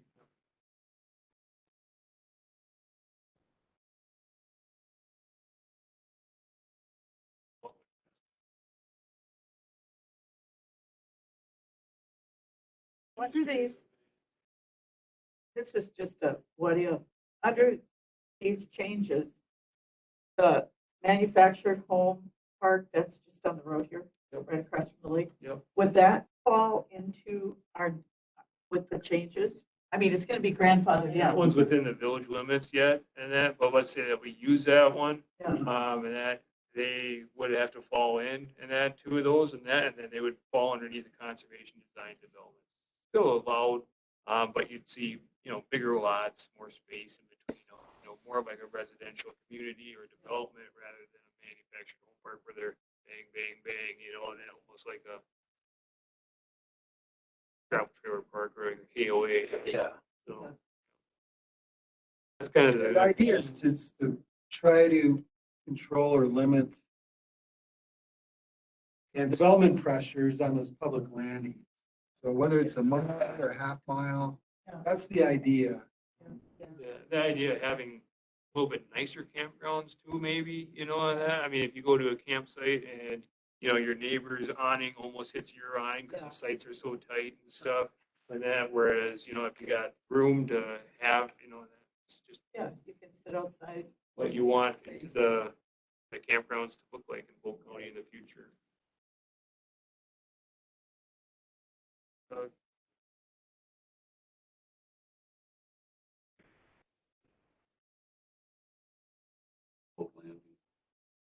The what? County's got 6 of them, right? Well, again, I'm just gonna be general. I mean, the intent of a lot of this is to reduce, again, development pressures on our water bodies.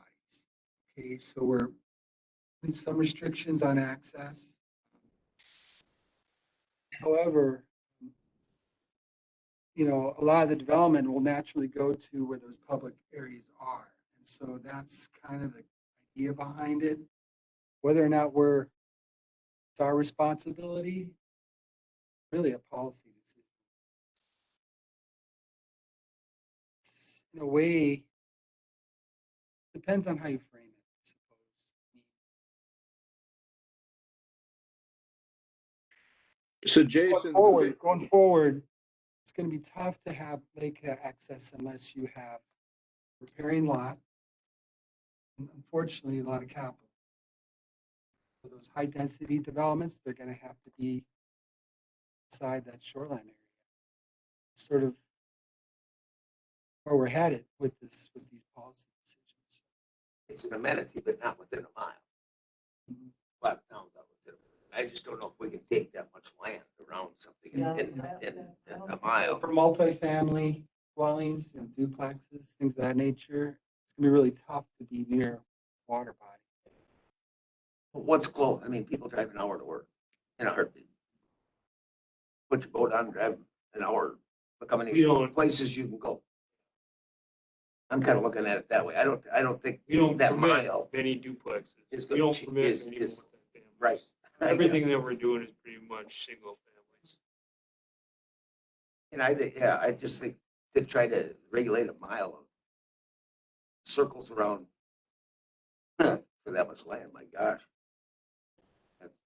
I mean, it's tough doing the 1,000, but Housing, yeah. it's a huge amount of area. It's what, 40% of the, But that's off the whole ordinary high water mark of the water Yeah. body, where this would be a point on the landing and then a circle. there's how many landings on some of these like also. Quite a few. The mile includes us right here. I mean, if that lot across the road wasn't in the village limits, you couldn't develop it. Because you're within a mile of that landing. I mean, you'd have to be out around the corner. And I don't think, To do how with many, single family homes on it. we're kind of, I think we're tunneled in because this golf course is doing it, it's within a mile, they advertised it. How many other subdivisions advertised they were a mile within a landing? Of all the subdivisions that we have going in. Does any of the other ones say in I there? don't know about that, but I know when I was shopping for real estate, and that it always says, and that close to the lakes, Yeah. close to the boat landing, close to many, recreational What's trails. And that, You have your boat on a trailer. Everything's Difference close. doesn't make, yeah. Everything's closed. The St. Croix River's closed. You did Lake that. Superior's closed. You traveled everywhere around here. Heck, we boat So I mean, it's, mileage doesn't what do we matter. think is closed? But it's for multifamily. And for, no, it's for subdivisions, everything. And the manufacturing. Multifamily. And conservation design developments, and which is then gonna include manufactured home parks, so campgrounds, conservation designs, and there's a lot of property considered wetlands that, Are closed. well, But they that can't people wouldn't, they develop wouldn't on it. realize it was wetlands, looking at it, but it's still wetlands. But that they can't develop, so we're safe. No, But I I'm thinking know. that 5,000, I'm thinking even 1,000 is gonna be hard to say that you can do that. I mean, we got the 300 feet for residential around all these, but to get a mile, my goodness. Yeah, that's, 1,000 feet, and that's basically a 40 length away, Yeah. and that's not that far. No. But I just don't see that many subdivisions. I mean, Polk County's close to all the lakes. I mean, the state is close. I mean, we advertise everything's close. Eau Claire is close. If you're driving to Madison, yeah, Eau Claire's halfway, it's closer. So what's close? It's all relevant. It's all relevant to a point, but to try to regulate something like this, I don't know, a mile. because that A would, 1,000 is good, I think, because I actually think it would increase people's value. The people that are gonna say it's gonna decrease the value of their land. If I was on a lake and across the road, there's 10 acres for sale. Boy, I would like this because then I know they can't put a mobile home park. I think that make the price of my land worth more. Knowing that you could buy and build a nice house right here, not have a mobile home park. You're across from you, that you'd only have to buy a house. Actually, I think it would improve their property, the ones that want to. But you're gonna have a developer say, I can put 50 houses in there, make more money. Of course. So I mean, does it make your land worth more or less? You can kind of go both ways, I think. Depending on what you're looking for. I don't know. But I just think that number's big. yeah, it is. And we have to think about that a little bit and just see. So Jason, What is Clam Falls? the 5280 is as the crow flies, right? Correct. So that can get you all the way across to the opposite side of most of the lakes and beyond. Yeah. Why wouldn't it just be 1,000 feet or 2,500 feet or whatever from the boat landing instead of, linear wise and instead of, across the lake? They're not going to be building in the middle of the lake. And it would keep them a ways away from the landing. That's where the 1,000 foot that we already have would keep it away. Right. Yeah. Yeah. At that point, they're a quarter mile away from the landing. From any landing or because like you said, somebody like White Ash, you got a landing at one end, it's not a mile long. So that's the whole lake is covered. If you have one on each end. Because this 1 mile comes all the way across to this side. This is, Yeah. so that's something we'll have to kind of just keep. Golden Lake's got one on each end. Okay. How long is Golden Lake? Mile. Ones in the middle aren't public. Wilkins, those aren't public access. Oh, they're not. Okay. Well, yeah, I mean, it's So that would completely cover, up to you guys. so that would be parts we'd be missing. the Bolt Lake in the middle, if you go a mile and a mile. We'd be missing the middle. of Quite a bit those. of For balls. big round lakes, some of those, if there's only one on one end, we miss the whole other part of the lake. Beat the purpose of what we're doing. Your Lake. You're like, Well, the purpose of this is really just to take and prevent overcrowding near the boat landings, so, yep. but you're not, but you could take the whole other side of the lake and put campgrounds 300 feet away then. Yep. It's But not- that's where some of the other easement stuff comes in, Yeah. that's that they can't have the backlot development. Easement restriction, Yeah, prevent that. but I mean, I'd go down and buy 4 lots, put a big lodge or whatever, but I mean, that's where maybe the 1,000-foot stay within the shoreline stuff protects the whole side of the lake, everything around. Now we gotta wait to think about it. Right, we're just rolling this out, I mean. Pound it, think about it, yeah. We're almost done. We got 2 provisions left, Yep. and the exact same. Okay. And so now we're looking at the approval criteria for a conditional use permit. And this is an idea, I know some counties do stuff similar to this, we've never done it. But basically, the proposed use has broad support with material and permanent benefits to the community. Keyword here is or. And so the committee would say, yes, this is a benefit, and it is generally supported by most. Or the owner or the applicant could take and obtain written approval from a percentage of the property owners within the property, 300 feet of the property or something like that. If you wanted to take and allow for the public involvement. There's some pros to this. One of them is that the onus becomes on the applicant then to go out and talk with their neighbors and kind of inform them of their plans. So it kind of stops some of that rumor mill before it gets started. That's a good thing of it. That bad thing is, and that if it's a use that nobody wants, and that it might meet all the criteria, but you still might be prohibited from doing it. So that's where that or is kind of key in there. Because the committee could say, well, yeah, you don't have the 75% approval and that, but we do believe that, Balsam Lake needs a sport shop.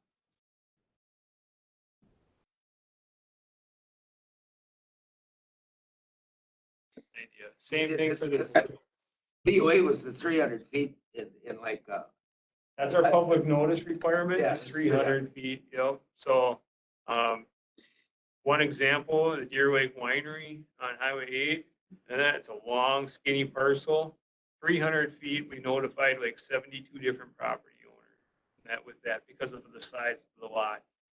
300 feet, typically, if we're on a normal 100-foot wide lot, we're gonna go out 3 lots on each side, so. this is a large amount of people. So 75% is arbitrary, 500 is arbitrary. You guys can take and do whatever you want. You can can the whole provision. And then, I'm for that last thought, Jason, of canning the whole provision, because I don't know how I don't know how a CUP or anything at the Board of Adjustments ever survives those requirements. If we, to me at least, the way I'm reading it, if we look back to the red barn house that we gave the CUP to, they're never going to get it. Anytime there's any objection, how are they going to justify it, as being good for the community? Because most of the time it's good for the landowner, and maybe the neighbors don't necessarily see it that way. A good Understand. example. Yeah, That was it a is. recent example. That was and recent. So if the owner had gone out and, I think the intent is about being neighborly and communicate with your neighbors that, hey, we're gonna do this. I think that was kind of the intent behind it. But there is that or. Potentially, have- a bunch of neighbors could prevent that development from happening. Oh, gosh, yeah. especially if you didn't have that or. Well, if they just didn't like that person that day, Yeah. they go out to all their neighbors, boom, you don't get nothing, you're done. Yeah, and if you're Anyway, if you're the new neighbor to the community and no one knows you, it's gonna be pretty hard to, to get that CUP or that Board of Adjustment passed. That would be.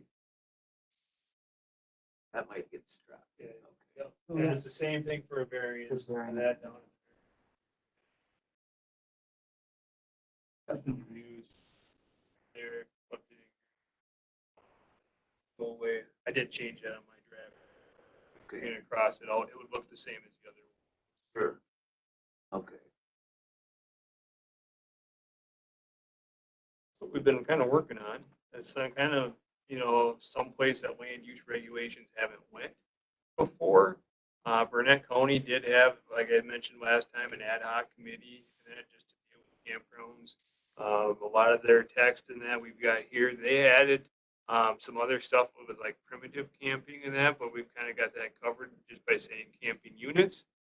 So I was trying to use our existing definitions in the ordinance to cover that already.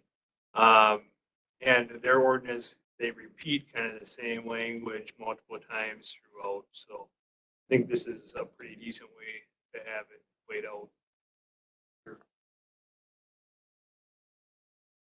So what? I suppose, So kind of looking at timeline, and that if you guys want to look at this again next meeting, is there, maybe we can come up with a consensus on that footage today? I've got, looks like 7 different amendments that we've talked about as we went through. I'll update those. Well, actually 8 with removing this last stuff. We'll get those updated. If we came up with a footage or a lake size, that seems like that was kind of talked about going through the whole thing. We can get those amendments and bring it back to you at the next meeting. And that we can run through it again quicker and probably set the public hearing date. And the public hearing date then would be pushed back till March 2nd. That would be the next that we could get with our noticing requirements. But you'd still be able to talk about it on the 2nd February meeting as well. So in other words, we've got 2 more meetings that we can talk about it, and then have a public hearing on the 2nd. And that would put it before the county board in March. well, let's take the 5,280 right away. Let's just take that number. I would, the 1,000 to me makes more sense than the 280. Go with the shoreline itself, the 1,000. And not from a boat landing, but from the whole lake. It'd be a half mile then, because if you go 1,000 in either way, either direction. Yep. It'd be closer to a half mile. But if we just do that, we miss part of the lakes. Like they said, boat lake, how long it is. You only got public access, public landing on one end. You want to prohibit it. So if you go 1,000 feet from the lake, then that'd be prohibited within the whole shoreline area. The whole shoreline area at 1,000. Not just the boat landing. Not just the boat. Take the boat landing part out. So it'd be the whole lake. Otherwise you'd just catch a small spot. That would mean that you wouldn't be able to have any campgrounds though, in the shoreline area. You wouldn't be able to have any conservation design developments within the shoreline area. Because now instead of just on our public accesses and that being 1,000 feet from them, now let's say you got a little ward or a small lake, and that now you're prohibiting it within that shoreline area too. So So leave the public boat landing and go 1,000. What's the intent of the footage setback? there's setback, and that is just to try to relieve the pressure on the boat landings themselves. Just the boat Easements and that and the access, that's to take care of the backlot development using a riparian access, the ownership with multiple owners. Yep, it's for That one that. stays. That doesn't have that footage in it. No, right. I mean, today, the pressure on the boat landings is, it isn't anybody that lives close by to the lakes. It's about 80% Minnesota plate. Yeah, yeah, So, yeah. so Yeah. that's close. So I mean, a subdivision at a mile away, if we say Chisago, you can't come over here. 20 miles away. You got a mask. Court labor. Mask. Always the suggestion that you need to close the boat landing. Well, you can't do it, but On a private one you could, but not on a public. I would put 0 feet. I don't. So what if we just went 1,000 feet from a public boat landing or ramp? Yep, that's what they're kind of talking about, and then, Doug, Were you thinking? Doug doesn't thinks we shouldn't even try to, Well, we're trying Good. to protect the boat landing. I looked up 1,000 feet. Yeah. From the Fort Lake boat landing. Yeah. From my field. said, feel worth some money. That's really good, but that's. Yeah, but that's a lot. 1,000 feet's a long ways. Yeah. Up into my. I mean, I think about the cars I see, because I live not too far from the boat landing. And They're out on the road, the parking lot's full. they're out on the road and they're not from a Wisconsin. mile away or 2 miles away. They're from, Oh, like you Wherever. say, Minnesota, a lot of. Well, I'm Minnesota because it's close to the Yeah. Muskie Lake, so when Yeah. that opens, you can really Yeah. tell. The opening of fishing is when you can tell. But this is for a permanent subdivision, This pretty is higher much. density. Higher density, you permanent, think of more like, or less. Mm, 60-watt campground, and that would be on 10 acres. And if they can get as close to that landing as they can, now, instead of having 10 residential houses being built close to that boat landing, you got 60 people. And the county does own quite a few boat landings, so now is there parking issues that come into play, and that, like we're talking about parking on roads and stuff like that. I think that's the thought process behind it. It's not necessarily to limit their access to the water, it's just to try to spread it out a little bit, I guess. Well, it's Well, more like of you say, and a it's not a permanent big thing, deal to yeah. jump in and pick up and drive 10 minutes. 1,000, maybe start at that and see how it moves on. Okay, sounds good. Because it can always be lowered or struck. It's a talking point. at this Yeah. point. But I mean, let's get it, the 5,280 is gonna scare people. That complies to the conservation design. as well. Yeah, That's 1,000 either way of the boat landing, Any- or the boat landing's in the middle and you're 500. oh, 1,000 feet. That circle. 90,000 feet. So even if the lake is narrow right there, across the lake, it might go. Could go any- yeah. So now then we have the 20-acre size. Do you think that should be smaller? Unnamed and smaller? well, The I 20? do, but it's just an arbitrary number. Yeah, Isn't it based on that was, lake classification? that was based on the lake classification, So, so. class 3, Class 3 or 20-acre lake is automatically. That's what I was looking at, because Fort Lake is a class. Yeah.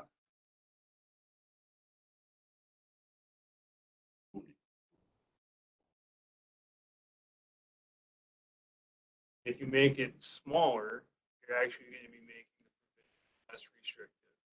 Make it bigger, then you're going to be making the provisions and that more restrictive. So we'll leave it at 20. The reason for the 20 or the unnamed was to not affect that little pothole, and that's just a little water hole. And that was trying to exempt that. So, or exempt these provisions from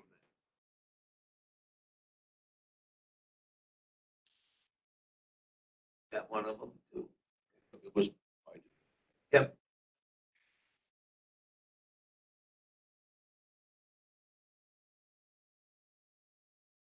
I don't quite understand what's. Take a first rooming house. Really. Yeah, 174 days. but who manages that they're actually just renting out 174 days a year? Yeah, 174 days. yeah, it's impossible. That's the problem with the larger numbers. So, Yeah. I mean, because there's so and we've many. got pushing 120 tourist rooming houses in the county. Yeah. And that you could almost make it a full-time job. Yeah. It's, Yeah. it's complaint driven. And we could use like their VRBO records, and then stuff to go back. That's all their calendar. But it should have been more of a condition when they got approved that they have to send that in, just like a sewer update pump or something. Every time you rent it, you'd have to send it, but then somebody's still got to track it. Somebody still got Somebody to gets track. this We do have an information, do annual something with it. report now in that since 2020 and that they have to reapply for an annual report. We'll see how that goes in that, again this year. But yeah, 174 days is a lot of days, you know, cancellation here, addition there. I mean, 60 days is an arbitrary, he's just, you know, throwing out the idea of putting a limitation on transient lodges like we've got for tourists. So should that number, should we put it at 174, so they're the same? That would make more sense than to have one. If you're renting it out, Yeah, you're not gonna make it. So, but at 174, it'd be the same be the same. as the transient lodge. And what's 174? I mean, you know, it's just a, But- One less than one. Well, Just about 6 months. yeah, Yeah, you know, that's what I believe it was. The idea was 6 months, so. because most of them say I know they're we're there half the talking time. 26 weeks, 6 months, Yeah. leap days, yeah. but most of them rent all year round. Yeah, they don't use it They're- themselves much. Yeah, a lot of They them don't. rent all They their, want it you want to rent. All right, for- I'll take it, I'll change that. I think 174, so the both are the same. So if there's if they don't know if it's a lodge or a transit, they can come and check. Yeah. The numbers would be the same anyway. That would maybe, for you guys, it'd be the same number. Okay, I just want to let you guys know, I've been thinking a lot here about half hour about Jim Mitchell. yep, oh, gosh, yes. And why is that? You know what I mean? Yeah. But, Oh, Just an after. oh, and yeah, he would take a slight siesta. Then we didn't have to take a smoke break because he was sleeping, but I was still smoking, so then we have to have smoke breaks too. We don't even have them anymore. well, I just, you know, like the one who came in and talked to you, called me and stuff, and had questions because somebody's buying or has bought a campground, and wants to make improvements to it and move out the mobile homes and stuff potentially into a different spot further away from the lake, and they have manufactured, manufactured homes there. But his intentions are good. I mean, he wants to be able to provide some affordable housing in the county, which we need. And also wants to keep it nice, a nice place to live. And then I think the mile in that would have affected him, but I don't believe 1,000 he feet would will. have, no, but the mile definitely would have. So you like to see people be able to do things that are positive for the county. But at the There's always a same way to time, get around it. yeah, There's always that but way at to the get same around it. time, Yeah. keeping ordinances that don't allow them to be able to, To get around it, somebody yeah. to, because the next person might not have the right mindset. And but if you think this 1,000 would allow them to do what they, I think so, yep. The other changes, Jason, we also have, we don't have to put the fee in there right now. I know that, that's our fee So schedule. later on, we would want to take and we'd want to probably set a fee for an easement review. Yeah, and for then the through easement our review. office, but that'll be it. That's all I've got. Changes, okay. Yep, I'll get those. I did, and then I'll email it out to you oh, on good. that, so that you guys have the updated version. It's 59 or 60 pages long, so I don't have to So provide any nice to paper have copy. it to browse through it Yeah. before. Yeah, so I'll get that out to you. Potentially another meeting to review it, make some. I would say one more modifications. and then move it on. And so potentially keep our could be timeline. setting the public hearing at the February 2nd meeting. Second meeting in February, yeah, be nice to have that public hearing then. So For this. schedule it, so we could set that. We should be able to set that after our next meeting, should we? Gives us that 2 weeks. So in order to hit the second meeting in February, we'd have to take and agree right now that we're going to do that. And we'd have to go with our proposed text. And that if we wait till the next meeting, and then you guys can have a little more time to review it. And we can set the public hearing for March 2nd, which will give you that extra time, and we can still hit March County Board. Even if we go to the second meeting in February, we can't hit February County Board, Yeah. so it's gonna be March. I'd like to do that so we have the time to I think review. so. So that once we get it again to read it, just, and that it's out there again for 2 more weeks for people to read. Not say that they didn't see it. I'll put these updates in, send it out to you guys, and I'll post it on the county website and that, so. Yeah, okay, that'll work good. Okay. Well, shorter than Friday, it was 3.5 hours. Friday. It wasn't, Vince. Yeah. I mean, it was, I think it was 3.5 hours to go. Well, think about how much time Jason Yeah. is spending on this. Oh, gosh, yeah, in the changes, yeah, so. I mean, just so everybody knows, I mean, we went through it Friday with the group, but it was 3.5 hours. And To get down to this, to get us to pick it apart again. I went, ooh. Yeah, so there's, And Brian, he's got a lot of time, you know, and that, and he's doing it just to take and give examples and other opinions and that, and it's where it is valuable for like me, because again, I look at the same text over and over, and you just kind of learn to take and glaze over things, so, and that, same thing here with mobile and manufactured, you know, you just we gotta catch where they change or that. Yeah, your mind is thinking one thing, but you're moving along. you have his compliance presentation. I do not, Jason.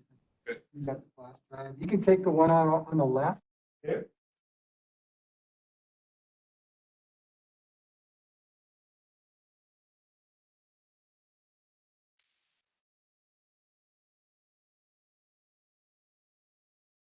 Okay, so unfortunately, Logan Hacker, our compliance tech, and that became kind of sick on Sunday, so he went and got COVID tested and stuff on Monday. But we haven't heard back on the results of that yet. So he was going to be here today to present the PowerPoint, but I'll go through it with you. He's the one that did create it. Looking at.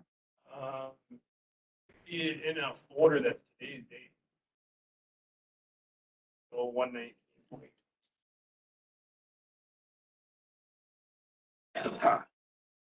Purpose is of this presentation is the county board, you guys authorized a new FTE in 2021 for dealing with compliance. And so Logan was hired in January, end of January, January 25th, so almost a year on Tuesday. And so he's been working on mainly compliance, but also doing permitting and stuff. I think he issued about 135 land use permits in that this year. And we just wanted to show you, you know, kind of the volume that he's been working with and kind of what some of the properties that are violations that are now cleaned up and in compliance. Very happy. I think the main thing to think about going through this and that is that we only had one person show up and that complaining about the Act B provisions. There's been, you know, a ton of them here that he's worked on. I haven't got any complaints in that directly, that about him in any way, which is really a feather in his cap. So very happy with Logan. We'll jump into it. So complaints received, our office in that works on anonymous complaints. So we've received 175 site visit, or 175 complaints. Of those, 169 required site visits. So he went out to every one of them, following it up. The amount of complaints that we've done that have been resolved is 124. And right now his outstanding or pending complaints are 4. He issued 9 citations.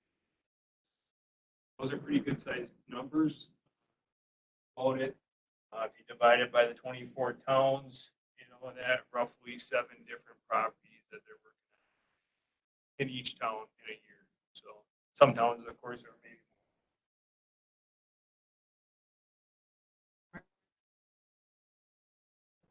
Yeah, Clayton is a little tough over there. They're rough over there. So one of the goals in that of the compliance tech was to take burden our council. We had to try to work with people on getting compliance. So this is kind of what our complaint procedure looks like. We get the complaint, we take and pull the property up, research it. Maybe it's a complaint about somebody building a shed, and we pull it up and no, they've got a permit. So that would be one that we wouldn't do a site visit on. Or you say, yeah, they don't have any permits for what they're building. Or, yeah, they've got a lot of junk cars out there, so we'll do site visits. We do the site visit, then we write a letter, and our internal policy is on any violation, we give people 30 days and that to take and try to resolve the matter. So applying for a permit, removing the junk vehicle. If that's not met, then we allow another letter. And that's really, we're giving them 60 days. That if progress is being made, we'll continue to work with them. Like during the winter months here and stuff, as long as they're doing something, open, no progress, and a lot of times we don't even get communication from people, then we'll jump to a citation. And a lot of times the citations are more of a tool just to get somebody's attention so that they do know that we are serious and that they have to do something. And a lot of times if they do bring the property into compliance, we'll dismiss the citation because ultimately our goal is compliance. So some of the issues in that were worked on in 2021, this is on big ground, and you can see there was one cabin just going into like a normal cesspool. There was a bunch of homemade septic tanks / drain fields, whatever you'd call it. And that where they built them out of normal cement blocks, built their own covers to go over the top of them.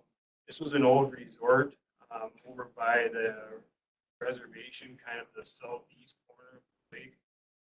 This is only probably 50 feet from and they said that in the springtime and that the block was actually about halfway in their pits. So they have limited septic capability. They were in the wet months of the year. This one here, they took and replaced all of them all the way.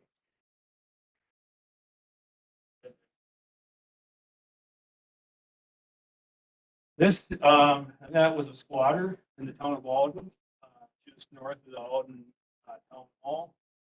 They were living in a pop-up camper. Basically, I think everything that they owned was on site, and they've since. Second one on the same property there? That one was there. That's on the property too, yep. Yeah, it was out I on the think the road. next photos are the follow-up, what it looks like now. So you can see they had a little bit of personal belongings left. The camper's gone. The building that was there was unpermitted, that's gone, you know, so. It's got a mailbox. Isn't that, or is that a Grill. They're a grill. Girl, they can have semis sit there. Oh. See, Oh, Down my. the clay. standing ovation, Yeah. a standing ovation. So this is one that made a lot of progress on. This is a repeat offender.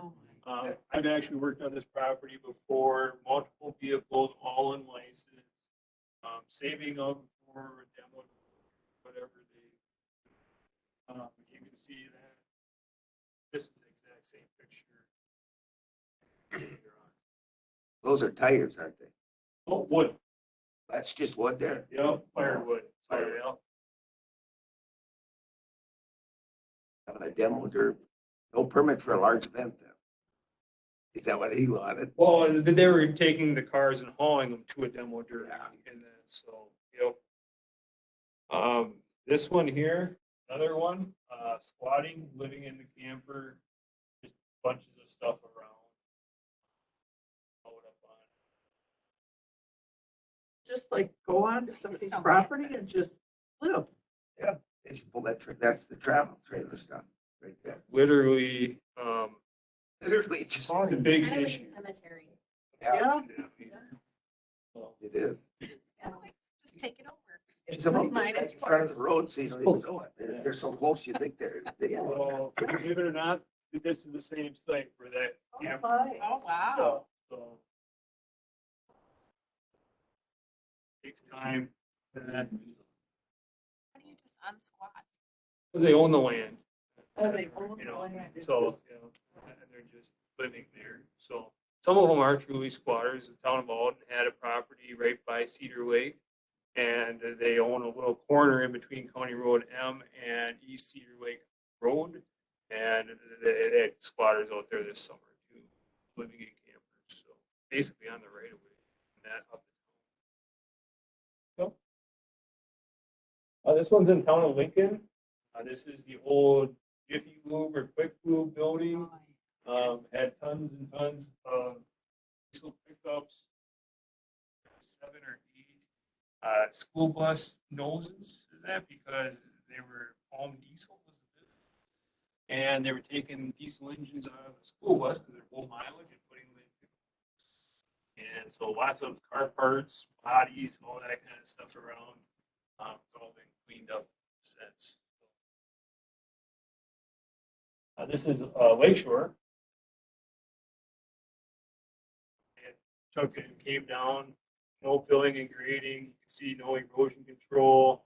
The DNR and then through NR 115 says you can only have a path 5 feet wide within the 35-foot zone.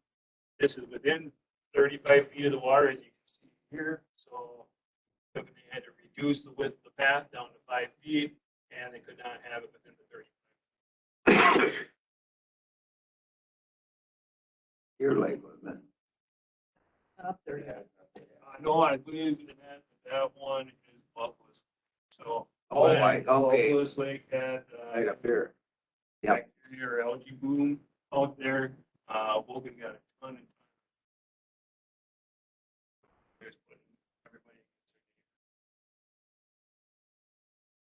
This is town of Beaver, a long ways back. Put in this house, call it that, but they were living there. A bit of septic discharging to the ground surface, and then up the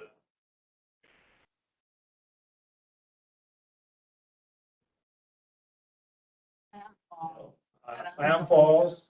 That you got people up there that don't pull permits. Here's some structure. Property. Permits. This one's pretty easy. You don't have to make them tear this stuff out. It's just getting permits, and there's after the fact fees for each one. Because they still would have been allowed if they had gotten a permit. Here is one of our common violations. That's much plants, vegetation within the shoreline protection area, which is 5 feet of water. You can see this one here. They came through the whole lot, and then he does have a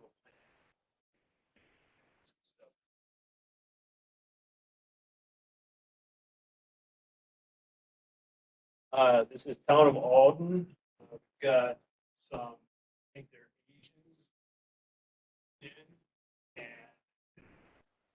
little buildings for chickens and turkeys and pigs and everything that they're many buildings.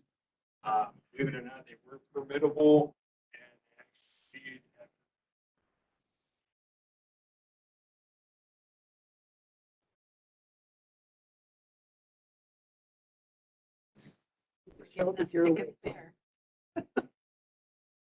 so, those are just a taste of a little bit of everything, a little bit of the septic, a little bit of the junk, a little bit of the unpermitted stuff, and that he works on. So, but been very successful. I think the county's definitely,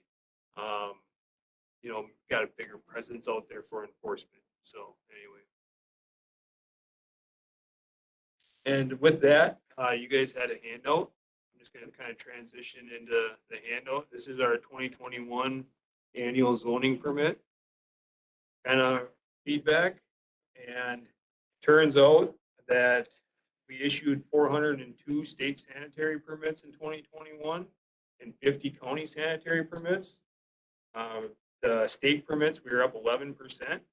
So that's, not too bad, around 40 permits.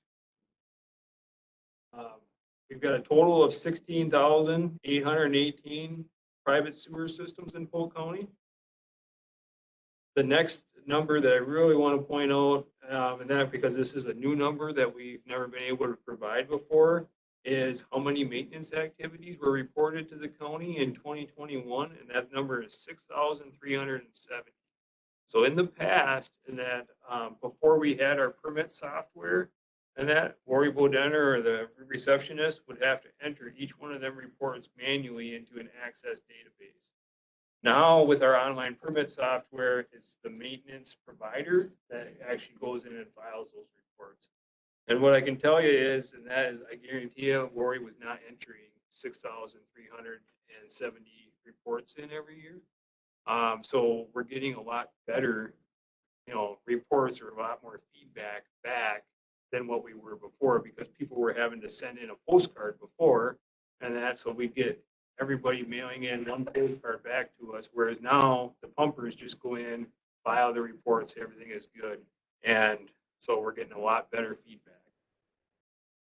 So the success of that program should be a lot better. New addresses, we did 206 new addresses in 2021. That's pretty high. Probably another 20 or 30 more than what normal is. And we changed a total of 96 addresses in 2020. So, and that's to bring them into compliance and that with the grid system and with Next Gen 911. So, and those are only, and that when new development triggers that address change. We're not going through looking for that. We don't have any goal to change 100 or 200 per year or anything like that. It's just as needed in order to make sure everything complies, so that we don't make the county more non-conforming by issuing bad addresses. That's the only thing that's doing. Land use permits, total of 1,001. That's up 7% in that from last year. What kind of shocked me in that when I ran the numbers was new homes, 158 new homes. Back when I started here, I remember that number being around 90. So we've got quite a bit of growth there just between last year and 2021, and that we're up 17%. So of new homes. Really finished the year solid in that we were about the same in that through June of last year. We were almost equal. So we had a lot more new homes pick up in that this fall. One number I'd like to point out, subdivision reviews, 52. That's up a couple from last year on that, so that'd be all minors and majors and stuff. So that's good. That's showing that there's still a lot of subdivision growth out there. Most of those are minors, so weren't they? I believe all were minors. We haven't had any. Oh, and I'm sure you guys know, but Lori Bodenner did retire in July, and then she had almost 31 years of service. She was within a month of being 31 years. Kara Cook, and that was hired, and that from Amory as her replacement. And then I just went through Logan's presentation with the compliance stuff, and he's from the Luck area, and so he is a post inspector.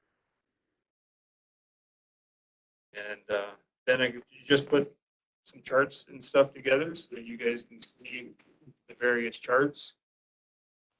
And see how the years are comparing. So if we look at that, you can see that we're trending very similar in that to around the 2006, 2007 time period as far as permitting. So we're back to before the 2008 crash, but we're still not anywhere near like the early 2000s. So very, very busy then. When we look at the sanitary systems, just looking at the years throughout, we're seeing a lot more holding tanks and mounds than that because our prime lots that we had in developments, I think have already been built upon. And now we're taking and finishing out, developing some of those subdivisions with the unprime lots. So that's where we're seeing more of them. So just some general. Any questions on the annual report? Just note that you raised your fees. Cost me $50 a piece. Who approved that, Mr. Well, LeBron? I didn't vote on it, so I couldn't vote on that. But I think, yeah. So in 2022, and that our normal sanitary permits went from 450 up to 500. But we do not charge for a soil test review like some counties do. And holding tanks were the same at 620. All of our land use permit fees stay the same, except for modifying a cell tower went to 500. So that's the statutory limit.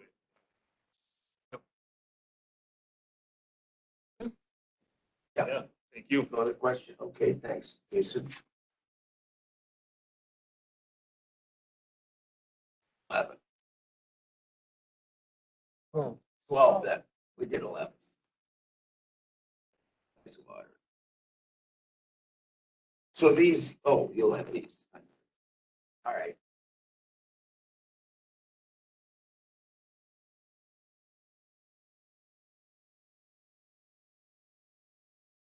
Jason's still here. We did have the pleasure of going to the town of Sterling regular board meeting on Monday.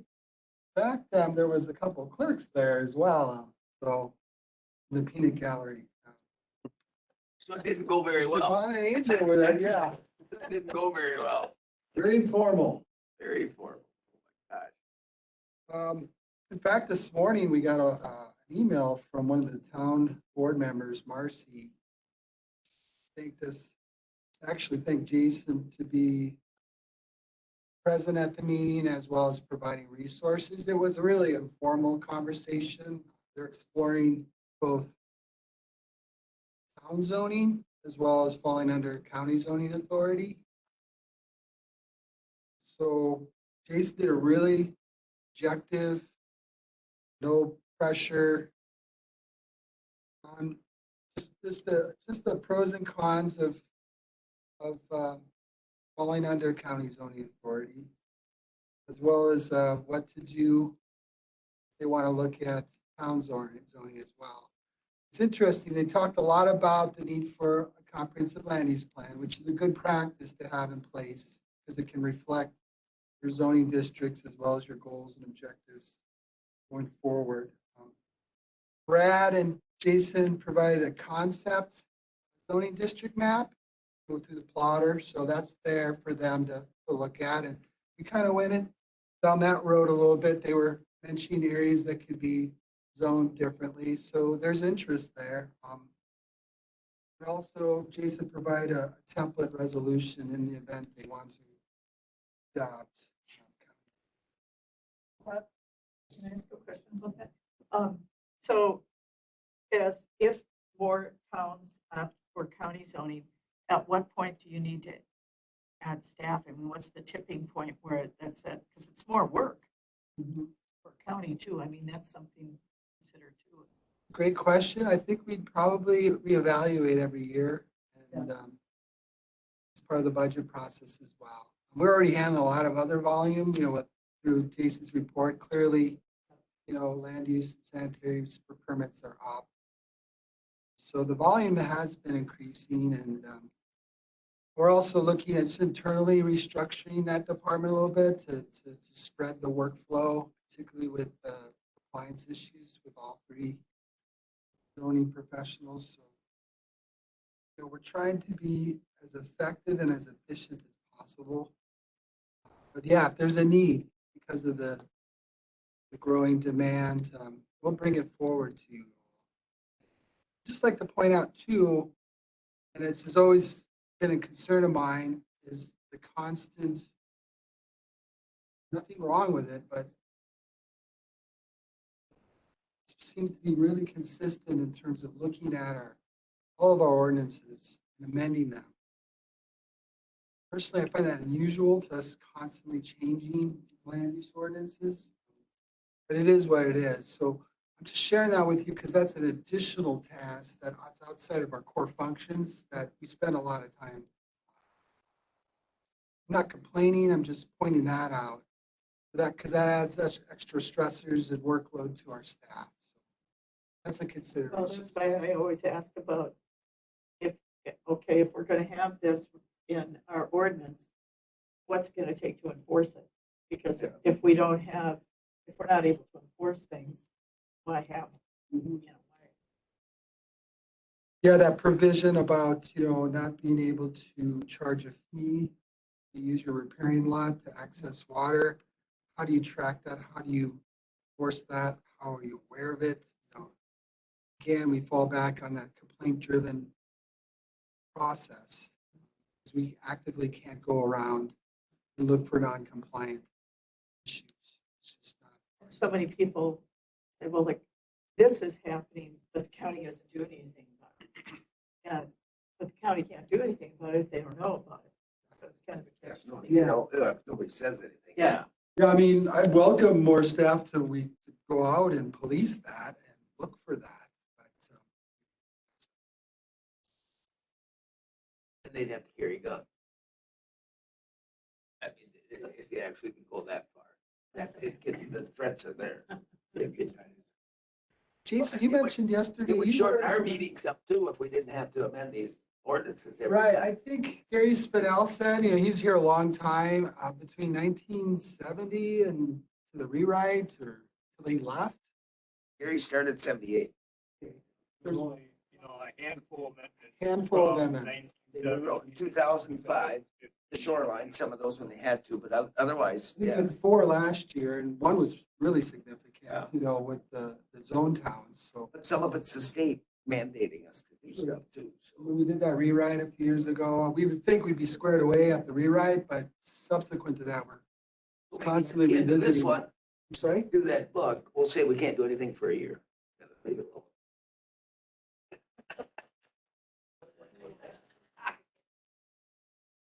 In the rules of order? In the rules of order somewhere, just put it, we can't change this book for a year, leave it alone. Well, it's tough for, thankfully, I'm Jason. I admire him and I think we all do because his brain is to be able to administer all this and the constant change of visions is tough for staff, but think about the broader community. Keeping track of what's allowed and what's not is a challenge. And we're trying to do more outreach with our lake associations to keep them apprised. Just to codify it, we started in 2012, was when we were gonna do it. So we got that 10 years it's in there trying to just get it done. Right, That's so- why it's been so busy. Yeah, that's a great point. It's been 10 It years. codified last March, it's all in one place. Yeah, but it took 10 years to get there from when we decided to do it. Yeah, And then who let the, well, that's Wide open, who Bob. got her done? Bob saying, Wide open. Frisian Council kept putting it off. Okay, you weren't here yet. I wasn't. Who got her done? So his predecessor was the one who kept going through. How's that? Now you got out of that one too. There you go. Yeah. Lawyer started it, but the lawyer got out of it. Jeff's fault. Oh, Jeff, because he was the one who said we have to do it. But let's wait till they change the laws. And then they change them every year. The Shoreline lately, it's been every 2 years, haven't they changed them? So that's what's been tough on us. Well, they're codified now, but, we continue to amend them. Yeah, but less. We're gonna try after this, we're gonna try the less amendment. Really? Absolutely. I think what he's saying is, like on those amendments there, with the meetings and everything like that, I'm sure I got 40 hours. Oh, right now, gosh, yeah. up to this point. And now, when we do the public hearing, we have to do public notices. So now we're bringing in other staff besides just my time, and then your guys' time as well, and that as a committee and stuff. And then we have to write a report for county board, and then we go to county board. So it just does take. Again, it's outside our core functions. Anyway, so back to the town of Sterling. They seem really receptive. It's going to be on their next agenda next month in February. And then, Jason, you brought, I don't know if this is worth sharing, but didn't another town reach out to you yesterday or? Like maybe town of Jordan. Oh, Well, interesting. we'll be there for their questions and resources or is that Georgetown or any unzoned town is looking to explore. So I just thought I would share that with you. And then the annual reports, Jason did a good job presenting his. I put the other two in the packet. This has been a tradition historically in our work plan. Every beginning of the year, just share what some of the metrics and performance measures from last year. So register of deeds and Land and Waters, which is really comprehensive, is in there. If you have any questions, we can talk about it now, or you could talk offline as well. The register needs to change their fees, didn't they? That's statutory, that 30, some of those. They are indexing all their documents, particularly index books. So that will allow for title companies or grantors to do online searches and locate any older documents. There will be a need for them to come to the government center to search for documents. Their documents recorded, reflects Jason's numbers. That is year to date, the 15,600. Notice that's a major increase from past years. And that's just, they're actually one month behind with those numbers, so it could be greater. Once we know that by the end of this month. So there's that. There's their fee statistics and what they collected. Land and Water is very comprehensive and addresses all their program areas. If you have any questions, we could talk about that offline. We are missing one thing on the agenda, Kim. Normally, go ahead. What were we missing? Coming agenda items. Oh, for forgot to next. put that on there. And I'm not aware of any public hearings through zoning for the February 2nd meeting. We did spend over 2.5 hours going through the proposed amendments to the shoreline and subdivision ordinance. So naturally, we talked about that. That'll be on the agenda for February 2nd. We'll have Tim back. Oh, if he'd like to. So we could also deliver Mo's message as well. Yeah, we can save him from being here. If he just has simple updates or some more pictures like that. We That's need nice. to work with him on that. He had the PowerPoint today, so I Yeah. think that's why we included him. Sure. But we did have him just to, for better use of his time, Yeah. and we can convey what's going on with the. Something's coming up that he has to be here. Okay. I think Mark will be here. The tree replacement schedule, it says, Yep. timber sales He won't have the tree replacement schedule, but the timber sales. will be there. Yeah, maybe wildlife damage claims. So I have to follow up on that. That may be on the February 2nd or wind up on the second meeting.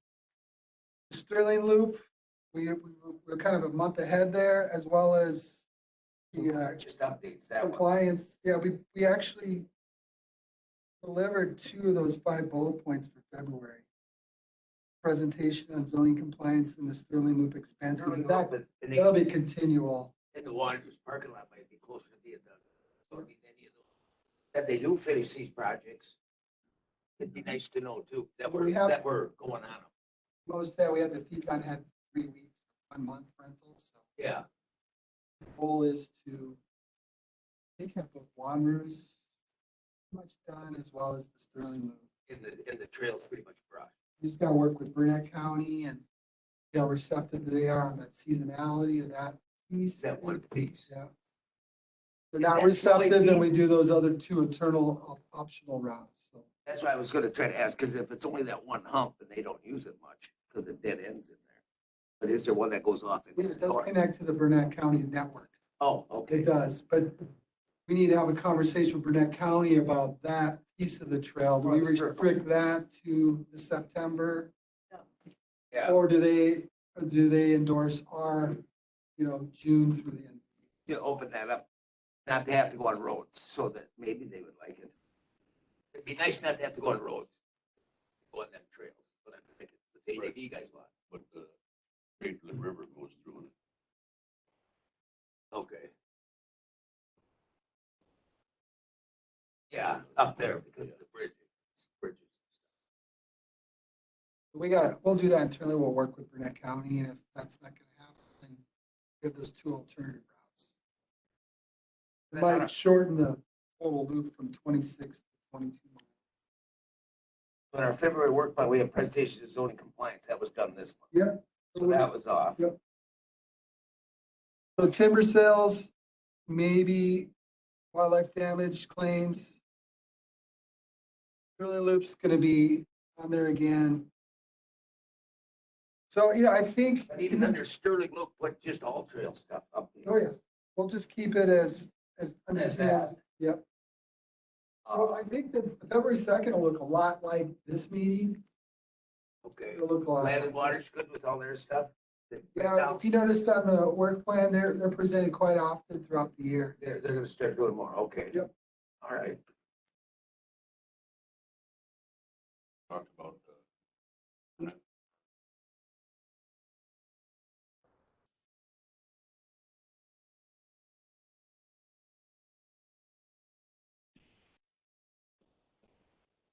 That count, yeah.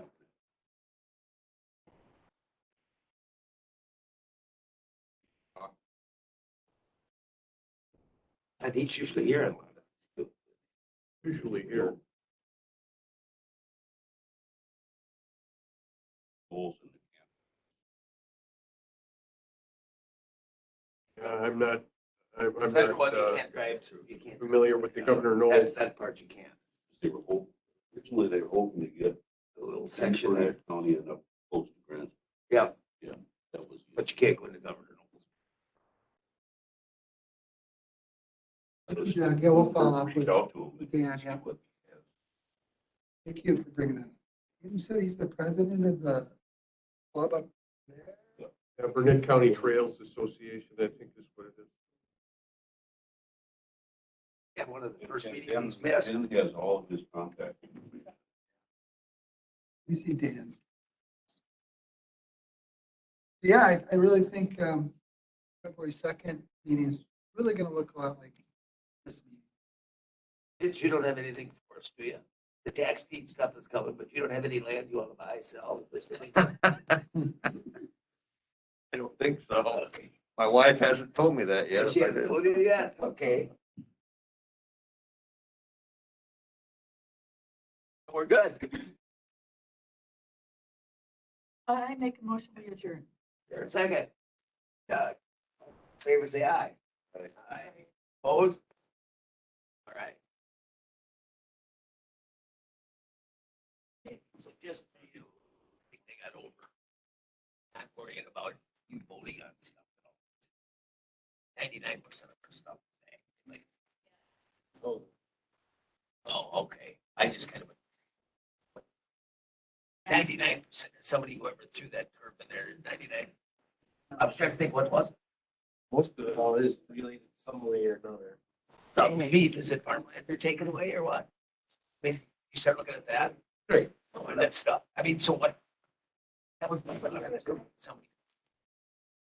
Somebody didn't want you to vote. It stemmed from the first meeting that They didn't want you to vote. No, I'm not gonna be here. It's from your- 'cause we let him vote on everything too, but we just made him argue. Well, I remember the first meeting that I was at. Sitting up in the chairs and was like, well. Yeah. That's where it came. Yeah, I forgot to tell you that. I won't be here for either February meeting. Okay. But if Yeah, there's something I that don't- we're going to have, I can call Maybe that's how- be in Cleveland the first week and then I'll get. It would just be if the crop damage stuff. Yeah, I have no problem. His line. It'd be it on. First, Thanks, Joe. I do my best. Yeah, we didn't blast you too hard this time. We let your other predecessors take the hit. Yeah. Yeah, this is- Yeah, that's our. Not too many, not, Thank you. I don't think our subdivision would The next meeting. push our luck too hard on too much. No. But the mile would kill us, I think. Shut that right now. I would agree. That's a lot of land. That's a lot. I mean, it doesn't look bad on paper. Do it on a map. That mile from this full length Right after they. Right. community school. Well, now it's a mile from the lake right behind them. Whatever it is. over there. But I mean, I mean, a mile and a mile, holy man. Yeah. It's almost the same as the regular zoning. Drawn all those circles and. It's gonna be the same as the 1,000. You know, but like Bone Lake, if it's end to end. Okay, so you'll have your, like, your department will be able Yeah, campgrounds in there, so most campgrounds are along water. I would think, Right. or do we do it so we have to get rid of our own Apple River campground? You know, yeah, we're the owner of one, so you're, Yeah. I'll direct anyone if there's any. but now that first drawing, that parking lot too at Woodley, that made a little more sense, didn't it? Did you see that drawing? Take that. But Jen, the Oh, first oh, time- left, I was gonna, Yeah. oh, it's gonna give him shit. Yeah, I was gonna turn around and catch him. I asked them like, I don't. You put maps on it, and you put north up. Like- I think it's like a name or something. Yeah. You wanna know, you know, you're looking at that when Highway 8's going. Wait a What, minute. who the Yeah. hell drew that? I was gonna give him shit. You know, one of the girls just took it, put it on there to make it fit. Right. Never looked. So yeah, the Right. added responsibilities of that and then. You always put, Yeah, I thought it looked kind of funny. yeah, cause I'm looking at it, it's like, oh. Added Q over the weekend. Yeah. Cause he didn't number it. 8 times out of 10, not always, but 80% of the time. I love giving what Brad So- calls. I got on a related. Yeah, be careful when you. matter. Yeah. Question. He called me yesterday about the county board stuff. Appointed so me gave me a my- representative to North. I know his post on Facebook, so I know his way.